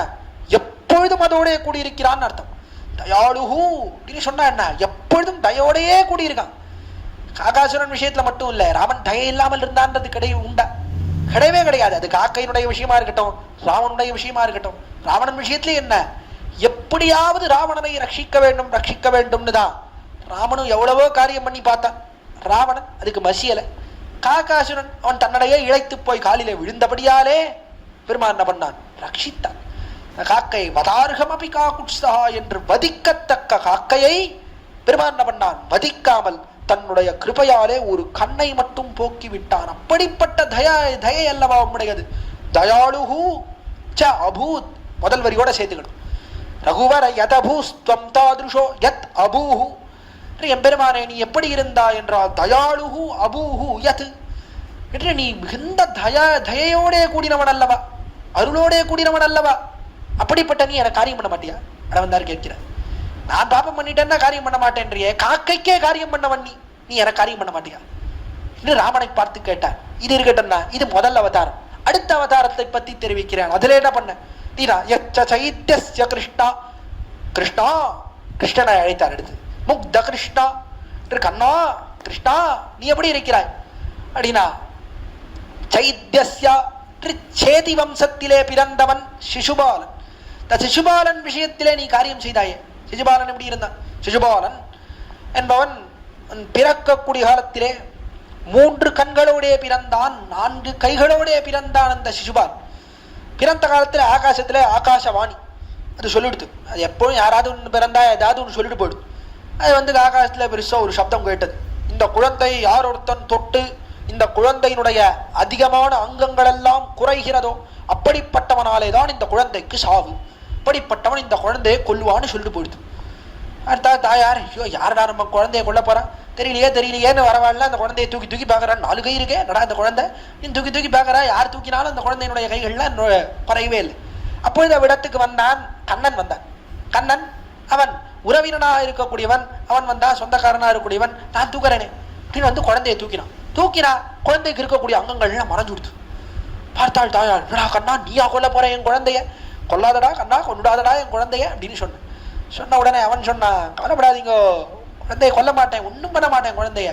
ஆனால் ஒரே ஒரு நிபந்தனை, இவன் என்னை ஒரே சமயத்திலே 100 வித்தியாசமான வசவுகளாலே என்னை வைதானே. ஆனால் ஒரு வசவை போல இன்னொரு வசவு இருக்கக்கூடாது. வித்தியாசமா 100 இருக்கணும். அதுவும் 100 எப்பப்போ ஒவ்வொரு சமயத்துல அப்பப்போ சொல்லி மொத்தமா சேர்த்தா 100 அப்படி இல்லை. ஒரே சமயத்துல தொடர்ந்து 100 வசவுகள் என்னை வைதானே. ஆனால் அப்பதான் கொல்லுவேன், அது வரைக்கும் கொல்ல மாட்டேன் அப்படின்னா. பார்த்தா தாயார், ஒரே சமயத்துல ஒருத்தனை பத்தி 100 விதவிதமா வைக்கணும்னா யாரால முடியும்? நம்ம பையனால முடியுமா? எல்லாம் முடியாது அப்படின்னு நினைச்சுட்டா தாயார். அந்த குழந்தைக்கு தெரிந்தது உன் கண்ணன் தான் கொல்ல போறான்னு தெரிஞ்சதுனால சின்ன வயசுல இருந்தே விரோதம். அதனால என்ன, எது குலத்துல பிறந்தா என்ன பெருசா, சேதி குலத்தை போல உண்டா, சேதி வம்சத்துல பிறந்தவன் தான். நீ சிறு வயதுல இருந்தே அகங்காரத்தோட கூடியிருந்தான். தான் சைத்தியன் என்கிறபடியாலே அப்படிப்பட்ட சிசுபால். இதுக்கெல்லாம் மேல சிகரம் வைத்தா போல என்னன்னா, சிசுபாலனுக்கு கல்யாணம் பண்ணி வைக்க வேண்டும் இருந்த ருக்மிணி அவளை வேற தூக்கின்னு போயிட்டான் கண்ணன். அதனால இன்னும் வேற கோபம் கண்ணன் மேல. கோபம் எல்லாம் என்ன ஆச்சு அப்படின்னா, பெருசா ராஜசூய யாகம் செய்ய வேண்டும் நினைத்தான் தர்மபுத்திரன். இந்திரபிரஸ்தம் இடத்துல பெரிய ராஜசூய யாகம் பண்றான். எல்லா ராஜாக்களையும் கூட்டி யாகம் பண்றான். அதிலே அக்ரபூஜை, முதல் தாம்பூலம் யாருக்கு கொடுப்பது எல்லா இடத்துலையும் சண்டை. காலத்துல தர்மபுத்திரன் அவன் விஷயத்துல ஆரம்பிச்ச சண்டை அது இன்னைக்கு வரைக்கும் கல்யாணம் பண்ண வரைக்கும் அந்த சண்டை போயிட்டே இருக்கு. யாருக்கு முதல் தாம்பூலம் கொடுக்கறது அப்படின்ற சண்டை போயிட்டே இருக்கு. அப்ப இடத்துல அந்த சண்டை ஆரம்பிச்சது, யாருக்கு முதல் தாம்பூலம் கொடுக்கறதுன்னு. தர்மபுத்திரன் கண்ணனுக்கு கொடுக்க வேண்டும்னு நினைத்தான். நினைத்ததை சொன்னா ரொம்ப கோவம் துருத்து சிசுபாலனுக்கு. இவனுக்கா கொடுப்பது, கண்ணனுக்கா கொடுப்பது, இவன் எவ்வளவு தாழ்ந்தவன் தெரியுமா அப்படின்னு திட்ட ஆரம்பிச்சான். பெருசா லிஸ்ட் போட ஆரம்பிச்சான். ஒண்ணு அவன் திட்ட கண்ணன் எண்ணிட்டே வந்தான். அவனுக்கு என்ன கணக்கு இருக்கா, அவன் மாட்டுக்கு திட்டின்டே போனான். கண்ணன் விட்டுருந்தா இன்னும் 1000 வசம் கூட வச்சிருப்பான். அவன் திட்டின்டே போனா கேட்கிறவாடால கேட்க முடியலை. அந்த சபையில இருக்கக்கூடியவர்களாலே கேட்பார் செவி சுடு கீழ்ம வசவுகளே வையும் சேட்பால் பழம்பகவன் சிசுபாலன் தெரிவிக்கிறார். கேட்பார் செவி சுடு, கேட்கக்கூடியவர்கள் அப்படிப்பட்டவர்களுடைய செவி எல்லாம் சுட்டு போகும்படியா எல்லாரும் திட்ட எப்படி கேட்பார். அற்புதமா வியாக்கியானம் செய்து காட்டினார்கள் நம்முடைய பூர்வர்கள். எம்பெருமானை நிந்திப்பதற்கு ஜீவனம் வைத்து கேட்பார் செவிசுடு. எம்பெருமானை நிந்திக்க வேண்டும் பெருசா ஒருத்தன் பணம் கொடுக்குறான். பணம் கொடுத்து ஒரு நாசிகரை கூப்பிட்டு, பாரு பெருமானுக்கு எனக்கும் ஆறுதில்லை, எம்பெருமானை கண்டாலே எனக்கு சரியா ஒத்து வருதில்லை, உன்னோட வேலை என்ன தெரியுமா, எம்பெருமான நன்னா திட்டன், அதுதான் உன் வேலை. என்ன பணம் கொடுக்குறேன், எம்பெருமான நன்னா திட்டு அப்படின்னு பெருசா அவன் மேடையை போட்டு அவன் கூட்டு பணம் எல்லாம் கொடுத்து உட்காந்துருக்கான். கீழே மேடையில உட்காந்துருக்கான் முதல் வரிசையில. அவன் திட்டுன்னு திட்டுறான். திட்டத்துல என்னாச்சுன்னா, ஐயோ நாம கூட இப்படி திட்டி இருக்க மாட்டோம் போல இருக்க, இந்த திட்டுறானே, பணம் கொடுத்து ஏற்பாடு பண்ண நம்ம காதலியே ரத்தம் வருது, இப்படியா திட்டுவான். ஏதோ 5000 ரூபாய்க்கு திட்ட சொன்னா இப்படி திட்டுறானே, 50,000 ரூபாய்க்கு திட்டுவான் போல இருக்கே, இந்த திட்டுறானே, இவ்வளவு திட்டுவான், நாமே எதிர்பார்க்கலையே, போருண்டா இறங்கடா மேடையில இருந்து போருண்டா அப்படின்னு அவனே சொல்லும்படியாக அப்படி கேட்பார்கள். அவர்கள் செவியெல்லாம் சுடும்படியாக, துரியோதனாதிகள் அவர்கள் செவியே சுடும்படியாக அப்படி திட்டினான் 100 வசவுகள். அவ்வளவு பெரிய அபராதம், அவ்வளவு பெரிய அபராதத்தை செய்தவன் சிசுபாலன். இது ஒரு ஜென்மத்துல செய்தானா? இல்லை. சைத்தியன் எப்படி இருக்கான்? சைத்தியஸ்ய கிருஷ்ணா பிரதிபவம் அபராத்துஹு, பிரதிபவம் என்று ஒவ்வொரு ஜென்மத்திலேயும் செய்கிறான். சிசுபாலன்றவன் காலத்துல பெரிய ஜெய விஜயர்களாக, வாயில் காப்போர்களாக எம்பெருமானுடைய இந்த லோகத்தில் இருக்கக்கூடிய காரிய வைகுண்டம்ன்ற இடம். இந்த காரிய வைகுண்டத்திலே வாயில் காப்போனாக 2 பேர் இருந்தார். 2 பேரும் அக்காலத்திலே சனக சனத்குமாராதிகள். அவர்கள் வரக்கூடிய காலத்திலே அவர்கள் இருவரும் அந்த வாயில் காப்போன் தடுத்தார்கள். தடுத்தபடியாலே அந்த சனக சனத்குமாராதிகள் சபித்தார்கள். 4 முனிவர்கள் சபிச்சுட்டான். இந்த லோகத்திலே நீங்கள் போய் பிறக்க கடவீர்கள்னு சபித்தார். ரொம்ப வருத்தம் ஏற்பட்டது. ஐயோ, இந்த லோகத்திலே பிறக்க முடியாது, எம்பெருமானுக்கு கிருபை செய்ய வேண்டும், எம்பெருமானுக்கு கைங்கரியம் செய்ய வேண்டும் என்று பிரார்த்தித்தார்கள் துவாரபாலகர்கள். அப்போது அவர்கள் தெரிவித்தார்கள், சரி ஒன்று பண்ணுங்கோ, இந்த லோகத்திலே உங்களுக்கு 8 பிறவிகள் எம்பெருமானுக்கு அடியவனாக பிறக்கலாம், அல்லது 3 பிறவிகள் 100 பிறவிகள் எம்பெருமானுக்கு அடியவனாக பிறக்கலாம், அல்லது 3 பிறவிகள் எம்பெருமானுக்கு விரோதியாக பிறக்கலாம், என்ன வேண்டும்னு கேட்டார். கேட்டவாறு, ஐயோ 100 பிறவி யார் இந்த லோகத்துல பிறகுறது, அதுக்கு 3 பிறவி விரோதியாவே பிறந்துட்டு போறோம் என்று சொல்லி இந்த லோகத்திலே 3 பிறவிகள் எம்பெருமானுக்கு விரோதியாக வந்து பிறந்தார்கள். ஹிரண்யாக்ஷ ஹிரண்ய கசிப்பு 2 பேரா முதல்ல வந்து பிறந்தா, பிற்பாடு ராவண கும்பகர்ணர்களாக வந்து பிறந்தார்கள். அவர்களே சிசுபால தந்தவக்ரர்களாக வந்து பிறந்தார்கள் கிருஷ்ணாவதாரத்தில். இப்படி பிறவிதோறும் அபராதம். பெருமானை நோக்கி காக்காசுரனாவது ஒரு பிறவியில அபராதம் பண்ணார். ஆனா இவன் எப்படி இருக்கான், அந்த சிசுபாலன் பிறவிதோறும் அபராதம் பண்ணிட்டே இருக்கான். இப்படி அபராதம் பண்ண பிற்பாடும் அவனை என்ன பண்ணான் அப்படின்னா, பிரதிபவம் அபராதுர் முக்த சாயுஜ்யதோபு, சக்கராயுதத்தால அறுத்தான். அடுத்து என்ன பண்ணா, பெருமானே நீ எப்படி இருக்க, முக்த என்னன்னா ஒண்ணுமே அறியாத குழந்தைனா, முக்த கிருஷ்ணா, குழந்தையா இருக்கிறாயே கிருஷ்ணா, நீ எப்படி இருக்க, முக்தனா என்ன அர்த்தம், இன்னசென்ட் என்ன அர்த்தம், ஒன்னும் தெரியாதவன்னா, ரொம்ப முக்த. அல்ல நீ என்ன பண்ற அப்படின்னா, உனக்கு அவன் பாபம் பண்ணிருக்கான்றதே தெரியல, அவன் அபராதம் பண்ணவன், இவனை நாம் சேர்த்து கொள்ளக்கூடாது, தண்டிக்கணும் அப்படின்றதே உனக்கு தெரியாது. அவ்வளோ அறிவிலியா இருக்கக்கூடிய அவனை பார்த்தா, ஐயோப்பா அபராதம் பண்ணியிருக்கா, சரி போ பரமத்தை கொடுப்போம் அப்படின்னு பரமத்தை கொடுத்து விடுறேன். என்ன ஆச்சரியம், எவ்வளவோ பிறவிகள். சாயுஜ்யம், சாயுஜ்யம்னா என்ன, எம்பெருமான் பரமதத்தை கொடுக்கிறான், எம்பெருமானை போலவே குணம் அதை கொடுப்பதற்கிறது, அதுதான் சாயுஜ்யம். எம்பெருமானுக்கு இருக்கிறது 8 குணங்கள், அபாதபாத்மானு தொடங்கி 8 குணங்கள் இருக்கிறது எம்பெருமானுக்கு. அந்த 8 குணங்களை எம்பெருமான் என்ன பண்றான்னா இவர்களுக்கு கொடுக்குறான். ஜீவாத்மா பரமதத்துக்கு போனால் 8 குணங்கள் வந்து சேருகிறது, எம்பெருமானோடே சேருகிறார்கள். அப்படிப்பட்ட சாயுஜ்யதையை யாருக்கு கொடுத்தான்னா சிசுபாலனுக்கு கொடுத்தான். என்ன ஆச்சரியம், பிறவிதோறும் பிறந்து எம்பெருமானிடத்திலே பக்தியோட கூடியிருந்து பற்பல பிறவிகள் எம்பெருமானிடத்திலே கர்மயோகம், ஞானயோகம், பக்தி யோகம் இதையெல்லாம் செய்து ஜன்மந்தோறும் பற்பல ஜன்மங்கள் எம்பெருமானிடத்திலே பக்தி செய்து இந்த சாயுஜ்யத்தையை பெறுகிறார்கள் பற்பல முனிவர்களும் யோகிகளும். அப்படிப்பட்ட சாயுஜ்யத்தை, அப்படிப்பட்ட பரமபதத்தை பிறவிதோறும் அபராதம் செய்த ஒருத்தனுக்கு கொடுத்தியே, என்ன அற்புதம், எப்படிப்பட்ட உன்னுடைய கிருபை, அபராதம் பண்ணவனுக்கு போய் இப்படி கொடுக்குறியே. பிரதிபவம் அபராதுர் முக்த சாயுஜ்யதோ பூஹு என்று அபூஹு என்று அவனுக்கு கொடுத்தவனாக, அபூஹு யது நீ எப்படி இருக்கிறாய், அவனுக்கும் கிருபை செய்தாய் அல்லவா, கிருபை செய்து அந்த சைத்தியனுக்கும் பரமபதத்தை கொடுத்தாய் அல்லவா. அதனாலே பெருமானே வத, கடைசி வரி தெரிவிக்கிறார், வத பெருமானே நீ சொல்லு, என்ன சொல்லணும், கிமபதமாக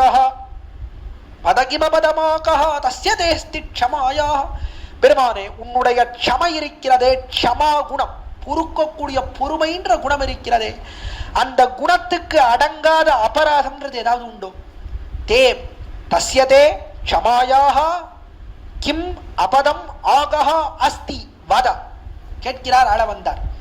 தே தஸ்ய பெருமானே உன்னுடைய க்ஷமை இருக்கிறதே, க்ஷமாயாக அந்த க்ஷமைக்கு அபதம் ஆகஹ என்று, அந்த க்ஷமைக்கு அடங்காத, அபதம்னா என்ன, அந்த க்ஷமைக்கு இலக்காகாத, உன்னுடைய பொறுமைக்கு இலக்காகாத ஆகஹா அகம் பாபம், இந்த ஆகஹா இருக்கிறதே எந்த பாபம் உன்னுடைய பொறுமைக்கு இலக்காகாமல் இருக்கும். கிம் கிம் ஆகஹா தே தஸ்ய க்ஷமயாக அபதம், உன்னுடைய க்ஷமைக்கு அடங்காத பாபம் என்ன உண்டு?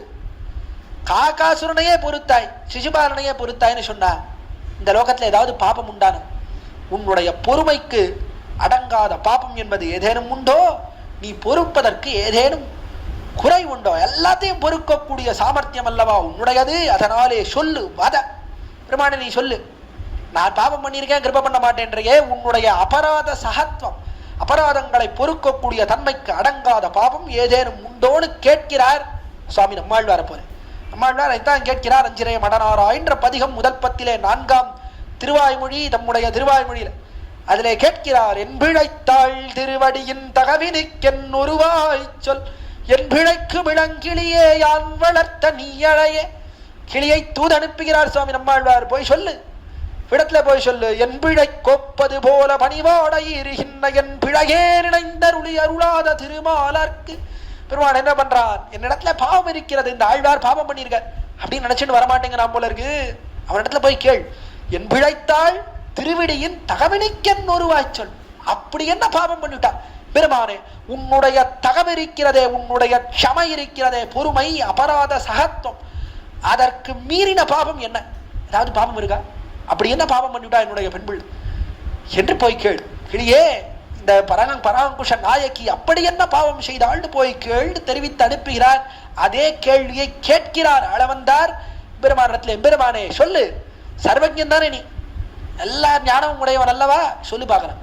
உன்னுடைய அபராத சகத்துவத்துக்கு அடங்காத பாபம் என்ன உண்டு இந்த லோகத்திலே சொல்லு. ஆழ்வார் கேட்பதையே அப்படியே தமிழை டிரான்ஸ்லேட் பண்ற, அப்படியே சம்ஸ்கிருதமாக்கி அற்புதமாக தெரிவிக்கிறார். ஸ்தோத்திரத்திலே வதக்கிதம் கதமாக தஸ்யதே ஸ்திக்ஷமாயான்னு அற்புதமாக கேட்டார். கேட்டாரோ இல்லையோ, எம்பெருமான் உடனே சொன்னான், ஓய் அளவந்தேர், நான் எப்படிப்பட்டவன் தெரியுமா? சர்வஜன்னு சொன்னீர், அதோட நான் எப்படிப்பட்டவன் தெரியுமா? ஸ்வதந்திரன். அவனுக்கு பண்ணேன், ஆமா ஒத்துக்கிறேன். நன்னா அபராதம் பண்ணியிருந்தா காகாசுரன், அபராதம் பண்ணியிருந்தா சிசுபாலன், அவனை பொருத்தி ஏத்துனேன். அதையே உம்ம விஷயத்துல பண்ணோன்னு என்ன கட்டாயம்? சுதந்திரன், யாராவது தோணித்தா அவளுக்கு பண்ணுவேன். உம்ம விஷயத்துல பண்ணணும்னு தோணல, பண்ண மாட்டேன். என்ன பண்ணுவீர்? கேஸ் போடுவீரா? கோர்ட்ல, சுப்ரீம் கோர்ட்ல போய் கேஸ் போடுவீரா? போடும் பார்க்கலாம். எந்த கோர்ட்ல இந்த கேஸ் நிக்கிறதுன்னு பார்க்கலாம். பெருமான் இந்த போலே பண்ணவில்லை, எனக்கு காரியம் பண்ணவில்லை, அவன் காகாசுரனுக்கு மட்டும் பண்றான், எனக்கு மட்டும் பண்ண மாட்டேங்கிறான் அப்படின்னு கேடும். நான் சொல்லுவேன், நான் சுதந்திரன், அவனுக்கு வேணும்னா தோணித்து நான் பண்ணுவேன், அளவந்தாருக்கு பண்ணணும்னு தோணல, அதனால பண்ணல என்று சொல்லுவேன். அதனாலே எம்பெருமானே என்ன உன்னாலே சொல்ல அளவந்தாரே மேல என்ன சொல்ல முடியும்? அவருக்கு பண்ண சுவாதந்திரியத்தினால பண்ண, உமக்கு பண்ண முடியாது, என்ன பண்ணுவீர் அப்படின்னு கேட்டார். கேட்டவாறு அளவந்தார் உடனே கேட்டார், பெருமானே பெருமானே நீ சொல்றையே நன்னா இருக்கு, நன்னா சொல்ற நீ சொல்ற வார்த்தை, ஆனால் இந்த வார்த்தையை சொல்லக்கூடிய தகுதி உனக்கு இப்ப போயிடுது.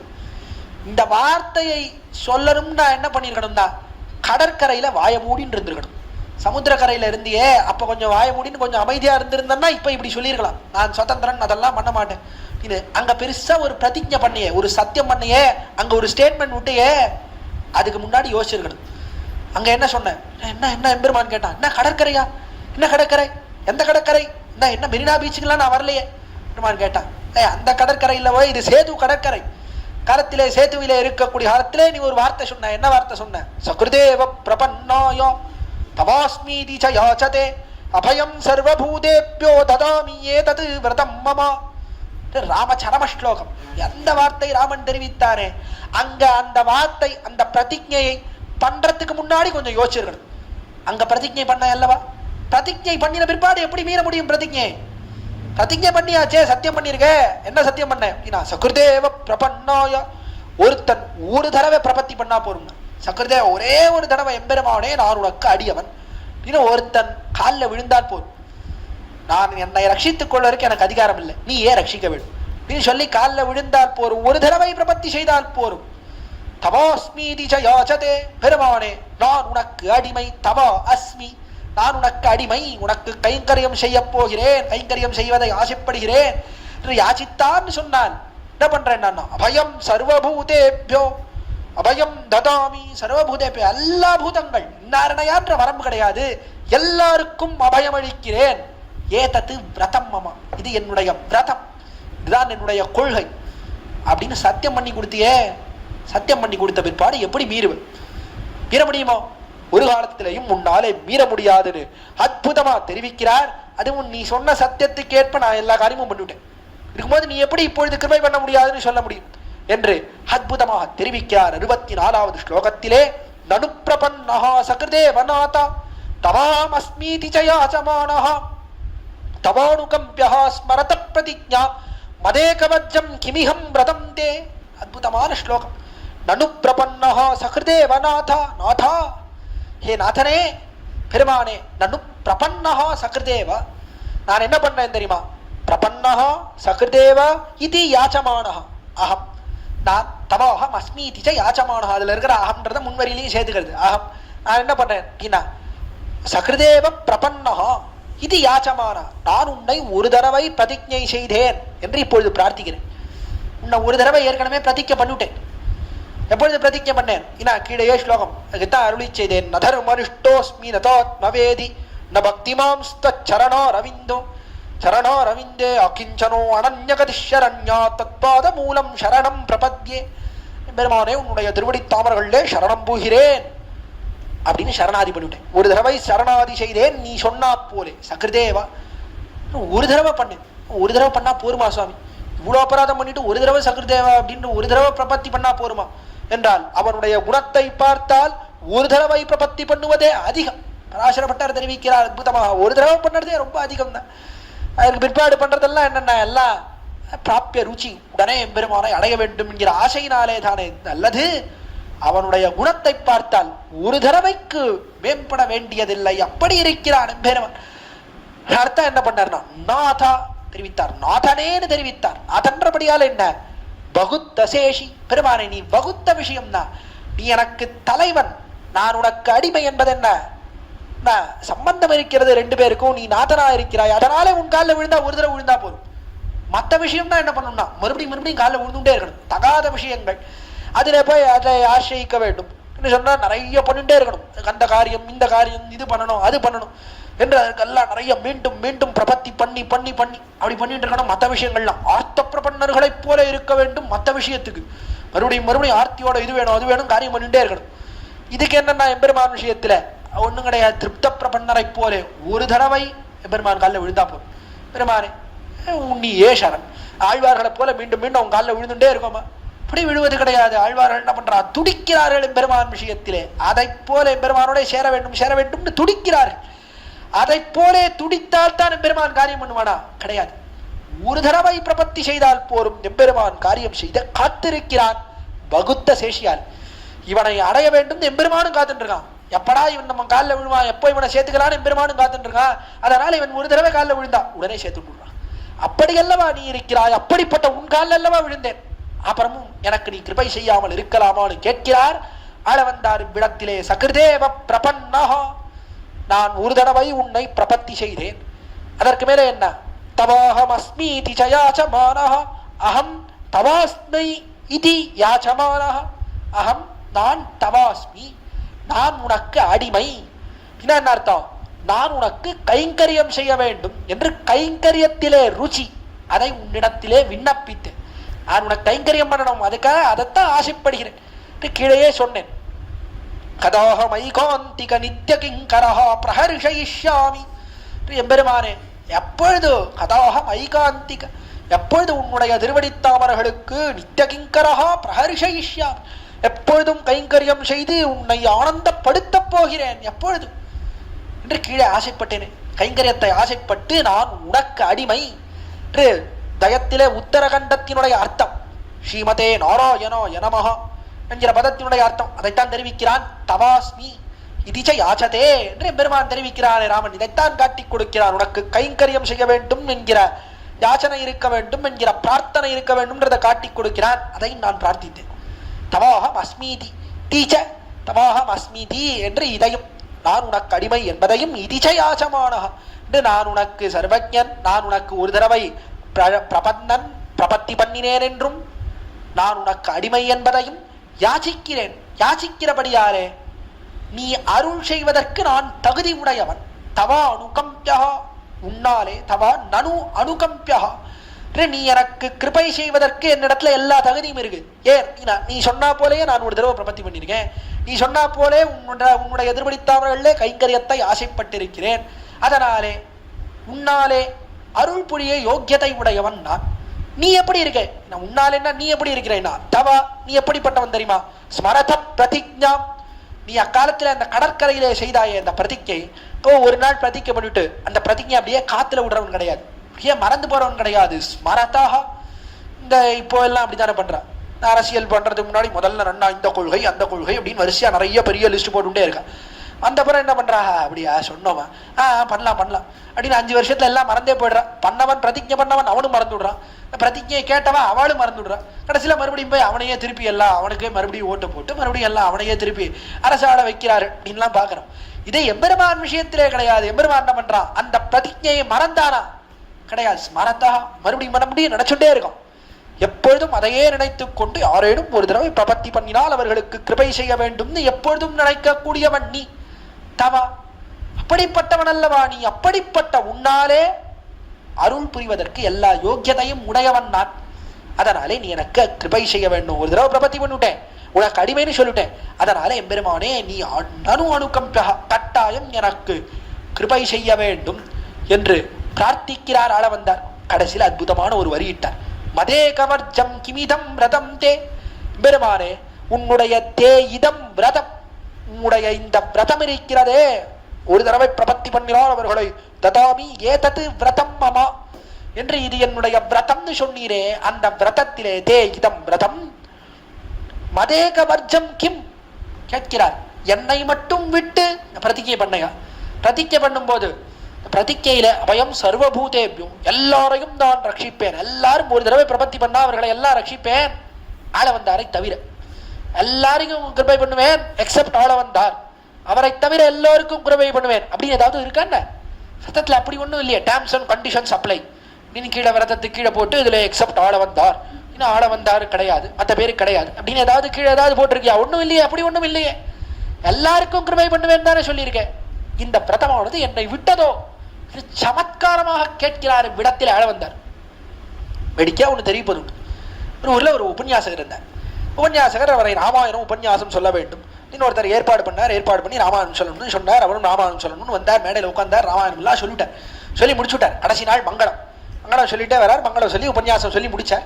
சொல்லி முடித்த பாரு ராமாயணத்துக்கு சில மங்கள ஸ்லோகங்கள், ஏழமா மங்கள ஸ்லோகங்கள்லாம் இருக்கு. அந்த மங்கள ஸ்லோகங்களை எல்லாம் சொல்லி முடிக்க வேண்டும் இருக்கா. அந்த மங்கள ஸ்லோகங்களை எல்லாம் சொல்ல தொடங்கினார். விடத்திலே அந்த உபன்யாசகர் சொல்ல தொடங்கி வரிசையா சொல்லிட்டே வரார். சொல்லிட்டே வந்த அந்த மங்கள ஸ்லோகத்துல கடைசியில என்ன வந்தது, கோபிராமணேபிய சுபமஸ்து நித்யம் லோகா சமஸ்தா சுகினோ பவந்து. இன்னும் கோபிராமணேபிய சுபமஸ்து நித்யம். இன்னும் யாரெல்லாம் கோபிராமணர்களோ பசுவை உடைய பிராமணர்களோ அவள்லாம் சுபமஸ்து நித்யம், எப்பொழுதும் நன்னா சுகமா இருக்கணும். அதே போல லோகா சமஸ்தா சுகினோ பவந்து, லோகத்துல எல்லோருக்கும் நன்மை ஏற்பட வேண்டும் அப்படின்னு சொல்லி முடிக்கணும் அந்த மங்கள ஸ்லோகத்தை. இவரும் அதே போல சொல்லிட்டே வந்தார். மைக்கில மேடையில சொல்லிட்டே வர சொல்லிட்டே வரும்போது கோபிராமணேபிய சுபமஸ்து நித்யம் அப்படின்னு சொன்னார். சொன்னவாறு இவர் கொஞ்சம் சம்ஸ்கிருதம் தெரிஞ்சவர். ஆனா நான் பசுவை உடையவர்கள் அவர்கள் எல்லாம் நன்னா இருக்கணும் அப்படின்னு சொன்ன உடனே இவருக்கு சுருக்குன்னு குத்திட்டு, என்னடா அது இப்படி போய் சொல்லிட்டோம் நம்ம வாயிலிருந்து. ஏன் அப்படின்னா இவருக்கு பக்கத்து வீட்டுல கோபாலகிருஷ்ணன் ஒருத்தர் இருந்தார். இந்த கோபாலகிருஷ்ணன்றவர் அவர் ஒரு மாடு வச்சிருந்தார். இந்த மாடு வச்சிருந்த அந்த மாடு என்ன பண்ணும் அப்படின்னா நித்தியம் பக்கத்துல அந்த வீட்டுக்கும் இந்த வீட்டுக்கும் ஒரு சுவர். இந்த சுவர்ல அங்க ஒரு சின்ன ஒரு ஓட்டை இருந்தது, கதவு இருந்தது. அந்த சுவர் வழியா என்ன அப்படின்னா அந்த மாடானது இவர் வீட்டுக்கு வந்துடும். இவர் வீட்டு கொல்லப்புறம் இவர் வீட்டு பின்புறம் வந்து இவர் வீட்டு பின்னாடி இருக்கிற வாழை மரம், அதுக்கு மேலே கீரை, அதுக்கு மேலே பின்னாடி இருக்கிற இலைகள் எல்லாத்தையும் மேய்ச்சிட்டு போயிடும் அந்த மாடு. இவருடைய வயலுக்கு வரும், அல்லது இவர் பின்னாடி பெரிய நிலம் வச்சிருந்தார், வயல் வரும், பின்னாடி வந்து எல்லாத்தையும் மேய்ச்சிட்டு போயிடும் மாடு. ஆனால் இவருக்கு ஒரே கோபம். கோபாலகிருஷ்ணன் எப்பவும் திட்டிகிட்டே இருப்பார். கோபாலகிருஷ்ணன் பெரிய மாட்டை கட்டி போட முடியாதா, நீங்க இவருக்கு இப்ப அவர் மாடுன்னா மேயத்தான் செய்யும், நான் போட்டு வச்சிருந்தீங்கன்னா மேயாதா, மாட்டெல்லாம் கட்ட முடியுமா அப்படின்னு அவர் சொல்லுவார். ஆனா இவருக்கு எப்ப பார்த்தாலும் கோபம். ஆனா இதை சொன்னார், கோபிராமணேபிய சுபமஸ்து நித்யம் சொன்னாரோ இல்லையோ, ஐயோ மாடு உடைய பிராமணர்கள்லாம் நன்னா சௌக்கியமா இருக்கட்டும்னு சொன்னா இந்த பக்கத்து வீட்டு நாசமா போற கோபாலகிருஷ்ணன் இருக்கானே அவனும் நன்னா சௌக்கியமா இருப்பான். அவன் மாடு சௌக்கியமா இருக்கும், நம்ம கீரை தான் நாசமா போகும் பின்னாடி போட்டிருக்கிறது. அதனால பார்த்தாரு, நடாது அவனுக்கு போய் மங்களாசாசனம் பண்ணிட்டோமே, ஐயோ கூடாது கூடாது அப்படின்னு உடனே பார்த்தார். உடனே வந்து கொடுத்த ஒரு வாயில், கோபிராமணேபிய சுபமஸ்து நித்யம் கோபாலகிருஷ்ணன் பசு நீங்களாக. அவர் சொன்னார். கோபிராமணேபிய சுபமஸ்து நித்தம், எல்லாரும் சௌக்கியமா இருக்கட்டும். கோபாலகிருஷ்ணன் பசுனிங்களாக, எக்ஸப்ட் கோபாலகிருஷ்ணன். கோபாலகிருஷ்ணன் அவனோட பசு இருக்கே அது மட்டும் நாசமா போட்டோம். அது அது நன்னா இருந்ததுன்னா என் பயிரெல்லாம் வாழாது, அது மட்டும் போட்டோம், மற்றதெல்லாம் நன்னா சுகமா இருக்கட்டும் அப்படின்னு சொல்லி முடித்தார் அந்த மங்கள ஸ்லோகத்தைன்னு வேடிக்கையா வேடிக்கையா காஞ்சி சுவாமி தெரிவிப்பார். அற்புதமாக ஒரு இடத்துல ஒரு இந்த ஸ்தோத்திரத்துடைய வியாக்கியானத்திலே எடுத்து காட்டுகிறார். விடத்துல அடிக்கடி தெரிவிப்பார் காஞ்சி சுவாமி.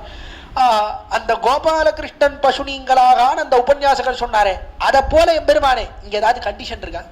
கோபிராமணே பெஸ்வமஸ்து நித்யம் அப்படின்றா போல எல்லாரும் சகுதேவ பிரபன்னோ யோ தவோஸ்மிதி ஜயோஜதே அபயம் சர்வபூதேபியோ, இந்த இடத்துல எல்லா பூதங்கள் அப்படின்ற இடத்துல அபயம் யாமுனார்ய விரதம் சர்வபூதேபியோ இன்னைக்கு மிதம் விரதம் தே என்று மதேக வர்ஜம் சொல்றாரே, யாமுனார்ய வர்ஜம் சர்வபூதேபியோ, யாமுனாரியர் ஆழவந்தாரை தவிர சர்வபூதேபியோ, ஆரை தவிர மற்ற எல்லா பூதங்களுக்கும் வந்து நான் கிருபையை செய்வேன். ததாமி ஏதது விரதம் மமா அப்படின்னு ஸ்லோகம் சொல்லியிருக்கிறான். அங்க ஆழவந்தாரை தவிரான்னு ஒன்றும் இல்லையே, அது பொதுவாக தானே இருக்கு. என்னை விடாமல் தானே அங்க பிரதிக்க பண்ணீர். அப்ப இப்ப மட்டும் கிருபை பண்ண மாட்டேன்றீர். நான் செய்ய வேண்டியதெல்லாம் செஞ்சுட்டேன், அப்ப நீர் கிருபை செய்ய வேண்டும் அல்லவா? ராமாவதாரத்திலே சொன்ன வார்த்தையை மீறலாமா? சத்தியவிரதனாக இருக்கக்கூடியவர், சொன்ன வார்த்தைக்கு கட்டுப்பட்டவர், 700 வெள்ளம் வானர வீரர்களின் முன்னிலையிலே, ராட்சசர்கள் முன்னிலையிலே, சமுத்திரக்கரையிலே சொன்ன வார்த்தை அது பொய்யாக போகலாமா? சத்தத்தை எப்பொழுது மனசிலே நினைத்துக் கொண்டு இருக்கக்கூடிய நீர் உம்மாலே கிருபை செய்வதற்கு எல்லா தகுதியும் இருக்கு. என்னிடத்திலே என்ன பிரபத்தி பண்ணிருக்கேன், அதே போல உமக்கு அடிமைன்னு சொல்லியிருக்கேன், அதனாலே நீர் கிருபை செய்ய வேண்டும் உம்முடைய வார்த்தைக்கு இணங்கான்னு பிரார்த்திக்கிறார். ஆள வந்த கடைசியில பார்த்தார். சரி, நான் எதுக்குன்னா இதெல்லாம் சொல்லிட்டு இதெல்லாம் சொல்லி பெருமானிடத்திலே இந்த பண்ணியிருக்கேன் அதை பண்ணியிருக்கேன், இப்படி கிருபை செய்ய வேண்டும், அந்த கிருபையை செய்ய வேண்டும், இந்த கிருபையை செய்ய வேண்டும் என்றெல்லாம் சொல்றதெல்லாம் விட்டுடுவோம். கடைசியில என்ன பண்ணுவோம் தெரியுமா?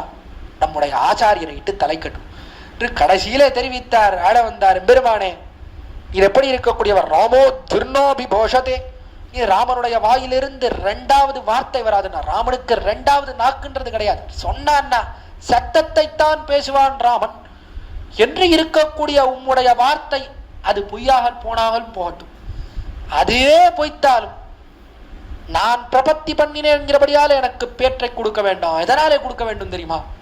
ஆளவந்தாருக்கு யாமுனாச்சாரியருக்கு நாதமுனிகளோடைய சம்பந்தம் இருக்கிறது.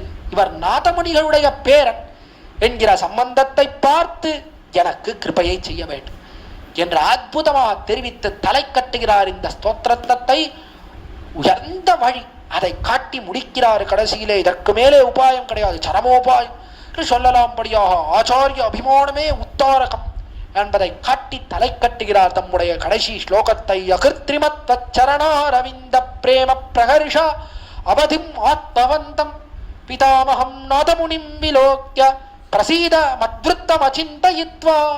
அற்புதமான ஸ்லோகம் தெரிவிக்கிறார். ஆள வந்தார். பெருமானே நீ எப்படி தெரியுமா கிருபை செய்ய வேண்டும்? அகிருத்ரிமா என்னை பார்க்காதே, மத்ருத்தம் அச்சிந்தயித்வா நான் செய்த காரியங்களை ஒரு காலத்திலேயும் பார்க்காது. எதை பார்க்க வேண்டும் தெரியுமா? என்னுடைய ஆச்சாரியனை பார், என்னுடைய பாட்டனாரை பார், அவர் எப்படி இருக்கக்கூடியவர், நாதமுனிகளை பார், அவர் எப்படி தெரியுமா இருக்கார் அப்படின்னா எந்த மனசோடைய கூடியவர். அகிருத்திரிமா தான் ஒரு காரியத்தை செய்தார், அதனாலே அவருக்கு இந்த பிரபாவம் ஏற்பட்டது என்பது கிடையாது. என்ன பிரபாவம்? தச்சரணாரவிந்த பிரேம பிரஹருஷா அவதி, உன்னுடைய தச்சரணாரவிந்த உன்னுடைய சரணங்கள் அரவிந்தங்கள் உன்னுடைய திருவடி தாமர்கள் இருக்கிறது, அந்த திருவடி தாமர்களிடத்திலே பிரேம பிரஹருஷம் மிகுந்த பிரேமம். பிரஹருஷம் தான் மேலான பிரேமம், மிகுந்த பிரேமம், காதல், கரபுரண்ட காதல். அப்படிப்பட்ட காதலினுடைய அவதி, அதனுடைய எல்லை நிலத்திலே இருக்கக்கூடியவர், சீமா பூமி காஷ்டை என்ற அந்த பிரேமையினுடைய பவுண்டரின்னு தெரிவிக்கிறோமே, அதிலே நிற்கக்கூடியவர் திருவடித்தாமர்கள். அதனிடத்திலே பிரேமம், அதனிடத்திலே மிகச்சிறந்த பிரேமம். அந்த மிகச்சிறந்த பிரேமத்தினுடைய எல்லை ஆளவந்தார்னு சொல்லுங்க, நாதமுனிகள்னு சொல்லுங்க. அப்படிப்பட்ட பெருமையோடைய கூடியவர் நாதமுனிகள். இவருக்கு இந்த பிரேமம் எப்படி ஏற்பட்டதுன்னா அகிருத்திரிமா. கிருத்திரிமம்னா என்ன? ஒரு காரியம் செய்தபடியாலே இவருக்கு இந்த பெருமை ஏற்பட்டதா, இந்த பிரீதி ஏற்பட்டதா? கிடையாது. இயற்கையாகவே இவருக்கு இந்த பிரேமம் ஏற்பட்டது. இயற்கையா காதல். கீழே தெரிவித்தா போலே நிசர்காதேவ தெரிவித்தா போலே இயற்கையிலேயே உன்னுடைய திருவடித்தாமர்கள் இடத்திலே இந்த காதலோடைய கூடினவர் என்னுடைய பாட்டனார் நாதமுனிகள் தெரிவிக்கிறார். பிரேம பிரஹர்ஷா அவதிம் ஆத்மவந்தம். அதுக்கு மேல என்ன அப்படின்னா, ஆத்மஸ்வரூபம் கைதேர்ந்தவராயிருக்கக்கூடியவர், ஆத்மஸ்வரூபத்தை நன்னா அறிந்தவர். ஆத்மா எப்படிப்பட்டது? சேஷத்துவமே ஆத்மாவுக்கு ஸ்வரூபம். இந்த ஆத்மாவானது எம்பெருமானுக்கு சேஷப்பட்டது, எம்பெருமானுக்கு அடிமைப்பட்டது. இந்த ஆத்மா அவனுக்கே அடிமை, அவனுக்கு அடிமை செய்வதுதான் பரமபுருஷார்த்தம் இத்தியாதிகளை எல்லாம் நன்னா அறிந்து அதிலே கைதேர்ந்தவராயிருக்கக்கூடியவர் என்னுடைய பாட்டனார்னு அவருடைய பெருமையை தெரிவித்து தலை கட்டுகிறார். அதுலதான் தொடங்கினார் பிரபந்தத்தை. அதெல்லாம் தொடங்கும் போது என்ன பண்ணார்? நமோ சிந்தாத்புதாத்ஞான வைராக்கிய ராசினே நாதாய முனையே அகாத பகவத் பக்தி சிந்தவே. அகாத பகவத் பக்தி சிந்தவே பெருமானத்திலே மிகுந்த பக்தியோட கூடியவர் நாதாய முனி. நாதமுனின்னு தொடங்கினார், அதிலேயே கொண்டு வந்து முடிகிறார். பல பேருக்கு இது இருக்கக்கூடிய சாமர்த்தியம் இருக்கிறது, அற்புதமான சாமர்த்தியம். சில பேர் பேசணும்னு ஆரம்பிப்பா, பேசணும்னு ஆரம்பிச்சுட்டு எங்கேயோ பேசிட்டு போயிட்டே இருப்பா. ஒன்னுலேருந்து இன்னொன்னு, இன்னொன்னு இன்னொன்னு அப்படின்னு போயிட்டே இருப்பா. எதுக்கு ஆரம்பிச்சா எங்க ஆரம்பிச்சான்னே தெரியாது. சில அப்படியே முடிச்சுட்டு போயிடுவா. அதை போல அல்லாமல் தொடங்கின இடத்திலே கொண்டு வந்து முடிக்கிறார் நாதமுனிகள். ஆச்சாரிய வைபவத்திலே தொடங்கினார், கடைசியில் ஆச்சாரிய வைபவத்திலே கொண்டு வந்து முடிக்கிறார். அதில் நாதமுனிகள் மிகுந்த பக்தியோட கூடியவர், பிரேம காஷ்டையிலே இருக்கக்கூடியவர், மிகச்சிறந்த பிரேமத்தோட கூடியவர். அப்படிப்பட்ட ஆத்மஸ்வரூபம் கைதேர்ந்தவர். அவர் எனக்கு பிதாமகர், அவர் எனக்கு பாட்டனார், அவர் எனக்கு தாத்தா, அவர் எனக்கு பிதாமரா இருக்கக்கூடியவர். அவரோட எனக்கு இருக்கக்கூடிய சம்பந்தத்தை பார். இவன் அவனுடைய சிஷ்யன். இந்த ஆளவந்தார் யாமுனாச்சாரியர் நாதமுனிகளுடைய சிஷ்யன், நாதமுனிகளுடைய பேரன். ரெண்டு சம்பந்தம் உண்டு எனக்கு, ஆத்ம சம்பந்தமும் உண்டு, தேக சம்பந்தமும் உண்டு என்னுடைய பாட்டனாரான நாதமுனிகளோட. அந்த சம்பந்தத்தை பார்த்து நீ கிருபை செய்ய வேண்டும் பெருமானே. வேற எதையும் பார்க்காத, என்ன பார்க்காத, அவரோட சம்பந்தம் இருக்கு இல்லையோ. என்னிடத்துல அபராதங்கள்லாம் இருக்கட்டும், உன்னாலே உன்னுடைய கிருப்பையை கொண்டு பொறுக்க முடியாதபடியான அபராதத்தை பண்ணவனா இருக்கட்டும், நான் உன்னுடைய கிருப்பைக்கு இலக்காகாதவனா இருக்கட்டும், எல்லாம் இருக்கட்டும். கடைசியில ஆளவந்தாரோட சம்பந்தம் இருக்குல்லவா, நாதமுனிகளோட சம்பந்தம் இருக்குல்லவா. நாதமுனிகளிடத்துல உனக்கு என்ன பிரீத்தி? அந்த பிரீதியின் காரணமாக அவருடைய சம்பந்தத்தினாலே எனக்கு கிருபை செய்ய வேண்டும்னு ஆச்சாரியனை முன்னிட்டு கடைசியிலே பெருமானிடத்திலே பிரார்த்திக்கிறார். அற்புதமாக இவ்விடத்திலே நாதமுனிகள் பிரசங்காத்து இந்த கோட்டியிலே விண்ணப்பிக்கிறேன். ஆளவந்தார் அவர் தெரிவிக்கிறா போல அடியனுக்கும் சம்பந்தம், அடியனுக்கும் அடியனுடைய பிதாமகர் பாட்டனாராக இருக்கக்கூடியவர் என்னுடைய தாத்தா, அவரே தான் அடியனுக்கு ஆச்சாரியன். அவரோட ஆத்ம சம்பந்தமும் உண்டு, தேக சம்பந்தமும் உண்டு. தெரியாதவர்களுக்காக தெரிவிக்கிறேன். பிதாமகர் மகாவித்வானாக எழுந்தருளி இருந்தவர், கீர்த்திமூர்த்தியாக எழுந்தருளி இருக்கக்கூடிய ஸ்ரீமத் வேதமாக பிரதிஷ்டாபனாச்சாரிய உபயவேதாந்த பிரவர்த்தகாச்சாரியராக எழுந்தருளி இருக்கும் இளையவில்லி பூவராச்சாரியர் சாமி தான் எனக்கு பாட்டனாராக இருக்கக்கூடியவர். அவரை போல வித்வான் கிடையாதுன்னு தெரிவிக்க வேண்டும். மிகுந்த ஞானத்தோட கூடியிருக்கக்கூடியவர், மிகுந்த பக்தியோட கூடியிருக்கக்கூடியவர். அப்படிப்பட்டவர் இன்றைய தினம் இந்த பெங்களூர் மாநகரத்திலே இவ்வளவு உபன்யாசங்கள் நடக்கிறது என்றால் அதற்கு காரணமே அவர் தான் தெரிவிக்க வேண்டும்.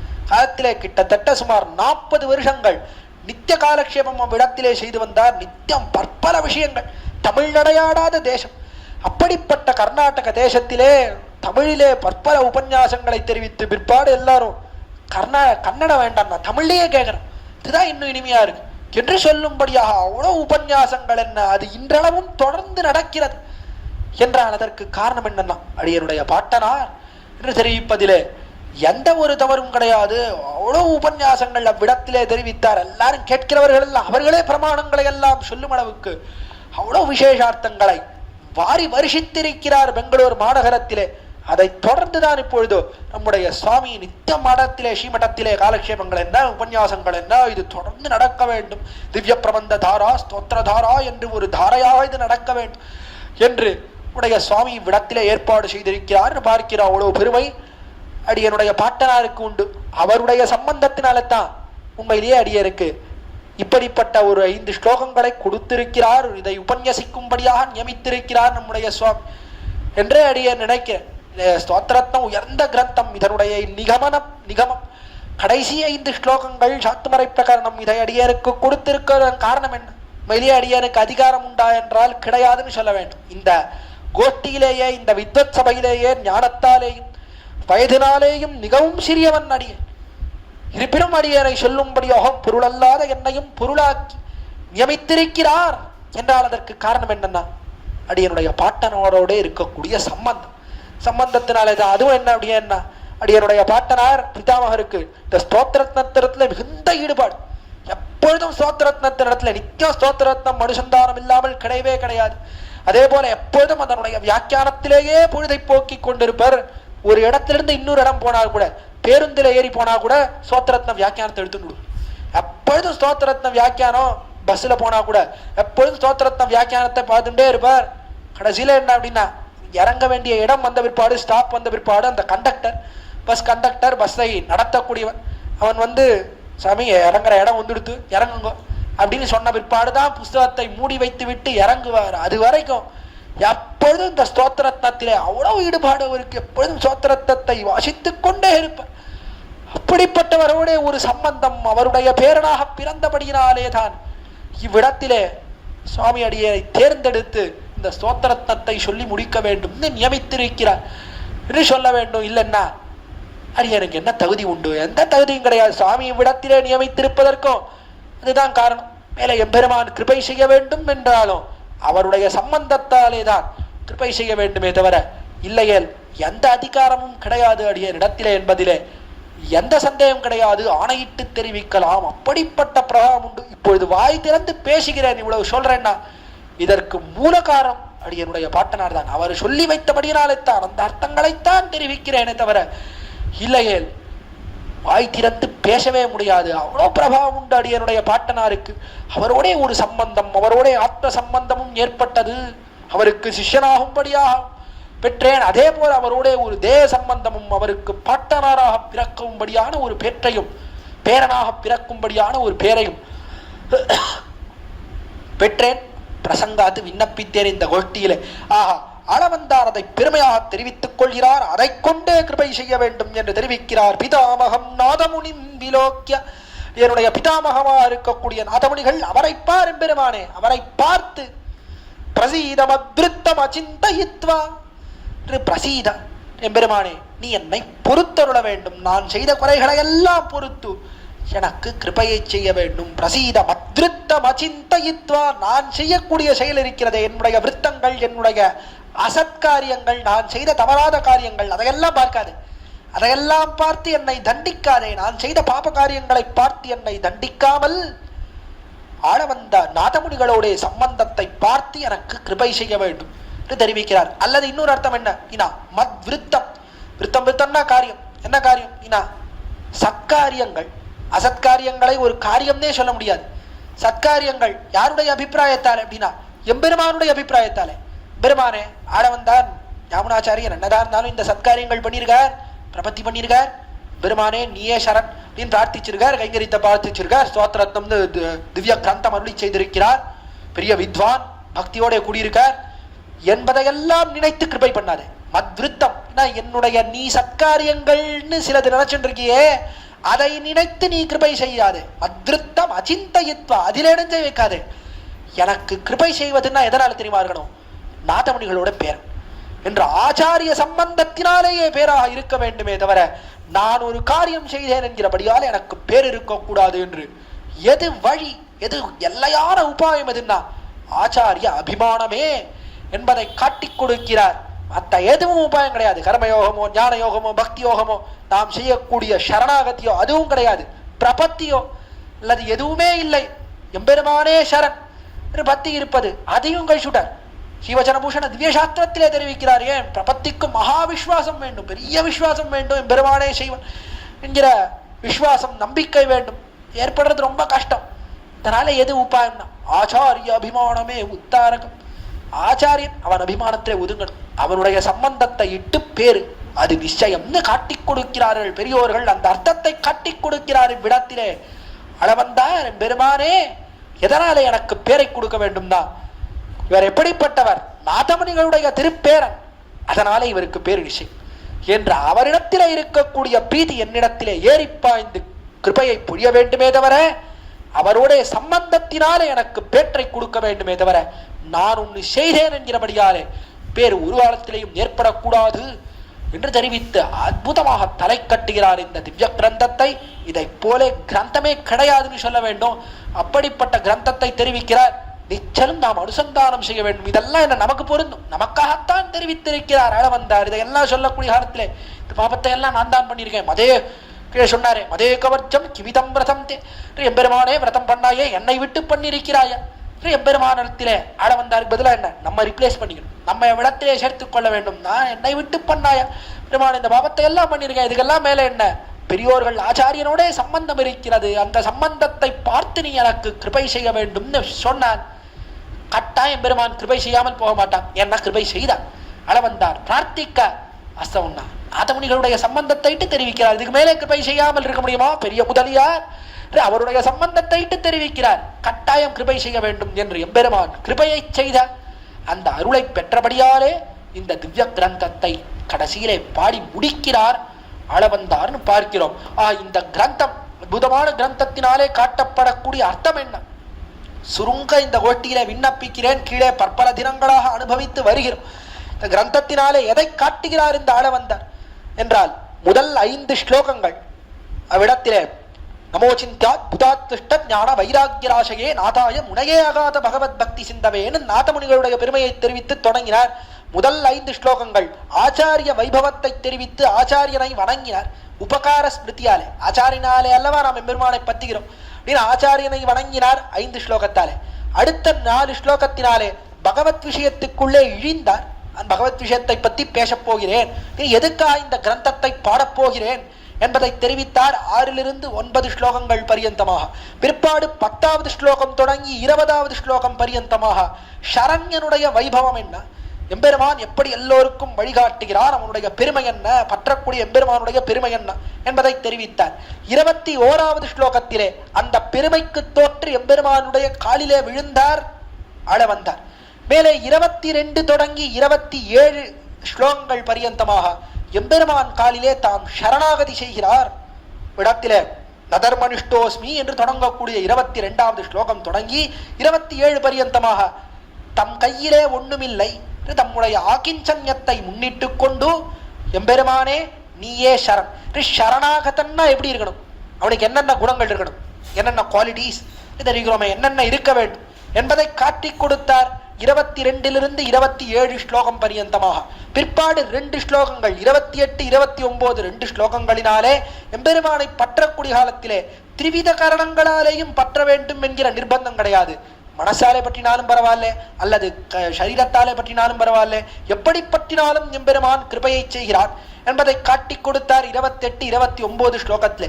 பிற்பாடு 30வது ஸ்லோகம் தொடங்கி 46வது ஸ்லோகம் பரியந்தமாக பிராபியம் எப்படிப்பட்டது, பலம் எப்படிப்பட்டது, எம்பெருமான் இடத்தே பண்ணக்கூடிய கைங்கரியம் அதனுடைய வைபவம் என்ன என்பதை காட்டி கொடுத்தார். பிராபியத்தை பற்றி பேசினார் 30 தொடங்கி 46வது ஸ்லோகம் பரியந்தமாக.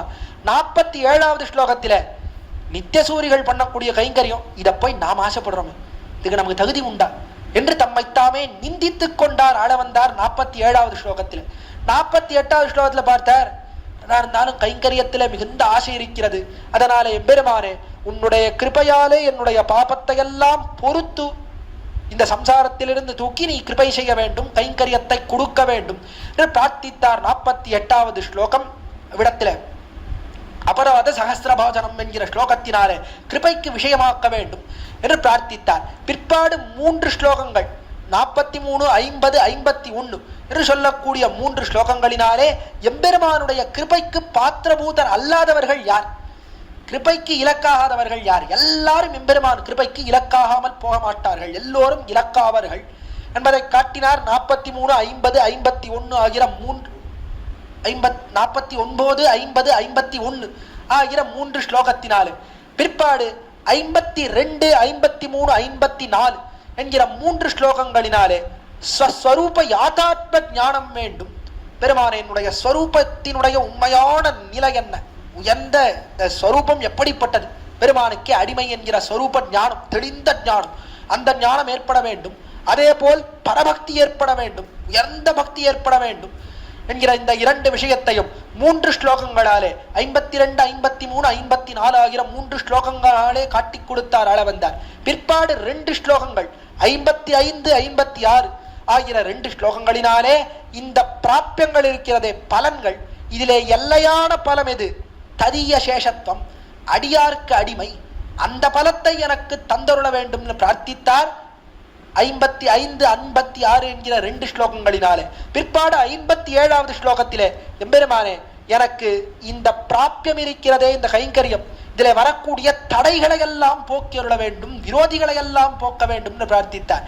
பிற்பாடு 58, 59, 60 ஆகிற 3 ஸ்லோகங்களினாலே, எம்பெருமானே நான் இவ்வளவு நாள் பிரார்த்தித்தேனே, இதெல்லாம் பொய்யான பிரார்த்தனையாக இருக்கலாம், இருப்பினும் நீ என்ன பண்ணணும்னா மெய்யான ஆசையை நீ விளைவிக்க வேண்டும்.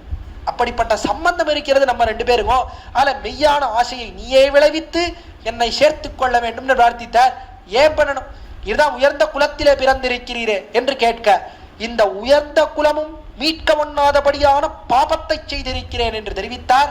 61, 62 2 ஸ்லோகத்தினால்.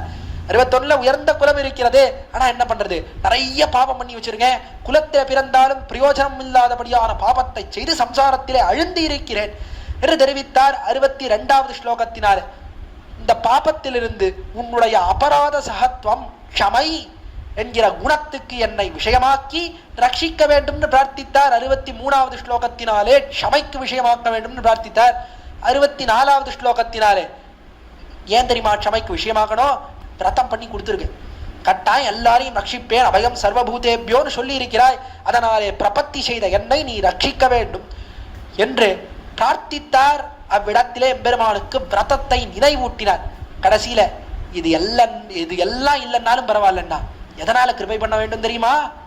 பெரிய முதலியாரோட எனக்கு சம்பந்தம் இருக்கிறது, நாதமுனிகள் அவரோட எனக்கு ஒரு சம்பந்தம் இருக்கிறது, அந்த நாதமுனிகளோட இருக்கக்கூடிய சம்பந்தத்தை பார்த்து நீ எனக்கு கிருபை செய்ய வேண்டும், எனக்கு அருளை புரிய வேண்டும்னு பிரார்த்தித்து தலை கட்டக்கூடிய அற்புதமான கிரந்தம் இந்த ஸ்தோத்திர ரத்னம். இதை போல கிரந்தமே கிடையாதுன்னு தெரிவிக்க வேண்டும். அப்படிப்பட்ட கிரந்தத்தை உடைய சுவாமியினுடைய கிருபையாலே கடந்த சில தினங்களிலே அனுபவித்து, அது இன்றைய தினம் கடைசி 5 ஸ்லோகத்தை அனுபவித்து தலை கட்டும்படியான ஒரு பெரிய பாக்கியத்தை பெற்றோம். இந்த பாக்கியத்தை ஏற்படுத்தி கொடுத்த ஸ்ரீமட்டத்தை சேர்ந்த அத்தனை பேருக்கும் அடியன் தலையல்லால் கைமாறிலேனே என்று அடியனுடைய கிருதஜதையை தெரிவித்துக் கொண்டு, மேலே இந்த அர்த்த விசேஷங்களை எல்லாம் சொல்லி வைத்தவர் அடியனுடைய திருப்பாட்டனார், அதே போல அடியனுடைய திருத்தகப்பனார் இருவருடைய திருவடித்தாமர்களுக்கும் அடியன் தலையல்லால் கைமாறிலேனே என்று பல்லாண்டு பல்லாண்டு பாடி மேலே பொறுமையாக கேட்டுக்கொண்டிருந்த கோஷ்டியார் அத்தனை பேருக்கும் அடியேன் கிருதஜதைகளை தெரிவித்துக் கொண்டு, அடியோமோடும் நின்னோடும் பிரிவின்னி 1000 பல்லாண்டு என்று பல்லாண்டு பாடி மேலே இந்த உபன்யாசத்தை, இந்த ஸ்தோத்திரதாரா என்கிற இந்த மாலையை ஏற்பாடு செய்திருக்கக்கூடிய எம்ஓபி சேரிட்டிஸ், அதை சேர்ந்திருக்கக்கூடிய உடைய ஸ்ரீமத் வேதமார்க்க பிரதிஷ்டாபனாச்சாரி உபயவேதாந்த பிரவர்த்தகராக இருக்கும் மே வெங்கடகிருஷ்ணன் சுவாமி அவருடைய திருவடி தாமர்களுக்கும் பல்லாண்டு பாடி இந்த சேரிட்டிஸை சேர்ந்த அத்தனை பேருக்கும் அடியனுடைய கிருதஜதைகளை தெரிவித்து அமைகிறேன். குற்றங்குறைகளை க்ஷமிக்க பிரார்த்திக்கிறேன். யத்பதாம்போருஹத்யான வித்வஸ்தா சேஷகல்மஷः வஸ்துதாம் உபயாதோஹம் யாமுனேயம் நமாமிதம். யத்பதாம்போருஹத்யான வித்வஸ்தா சேஷகல்மஷः வஸ்துதாம் உபயாதோஹம் யாமுனேயம் நமாமிதம். ஸ்ரீமத்யை விஷ்ணுசித்தார்ய மனோநந்தன ஹேதவே நந்தநந்தன சுந்தரியை கோதாயை நித்யமங்கலம். ஸ்ரீமதே ரம்யஜாமாத்ருமுனீந்திராய மகாத்மனே ஸ்ரீரங்கவாசினே பூயாத் நித்யஸ்ரீர் நித்யமங்கலம். ஆழ்வார் திருவடிகளே சரணம், நாதமுனிகள் திருவடிகளே சரணம், ஆளவந்தார் திருவடிகளே சரணம், எம்பெருமானார் திருவடிகளே சரணம், ஜீயர் திருவடிகளே சரணம். பற்பமென திகழ் பைங்கழலும் தன் பல்லவமே விரலும். பற்பமென திகழ் பைங்கழலும் தன் பல்லவமே விரலும். பாவனமாகிய பைந்துவராடை பதிந்த மருங்கழகும். பாவனமாகிய பைந்துவராடை பதிந்த மருங்கழகும். முப்புரி நூலோடு முன் கையில் ஏந்திய முக்கோல் தன்னழகும். எப்பொழுதும் யதிராசன் வடிவழகு என் இதய துள்ளதால்.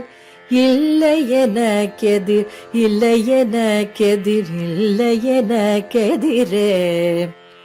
இல்லை எனக்கெதிர், இல்லை எனக்கெதிர், இல்லை எனக்கெதிரே. இல்லை எனக்கெதிரே. இல்லை எனக்கெதிரே இல்லை எனக்கெதிரே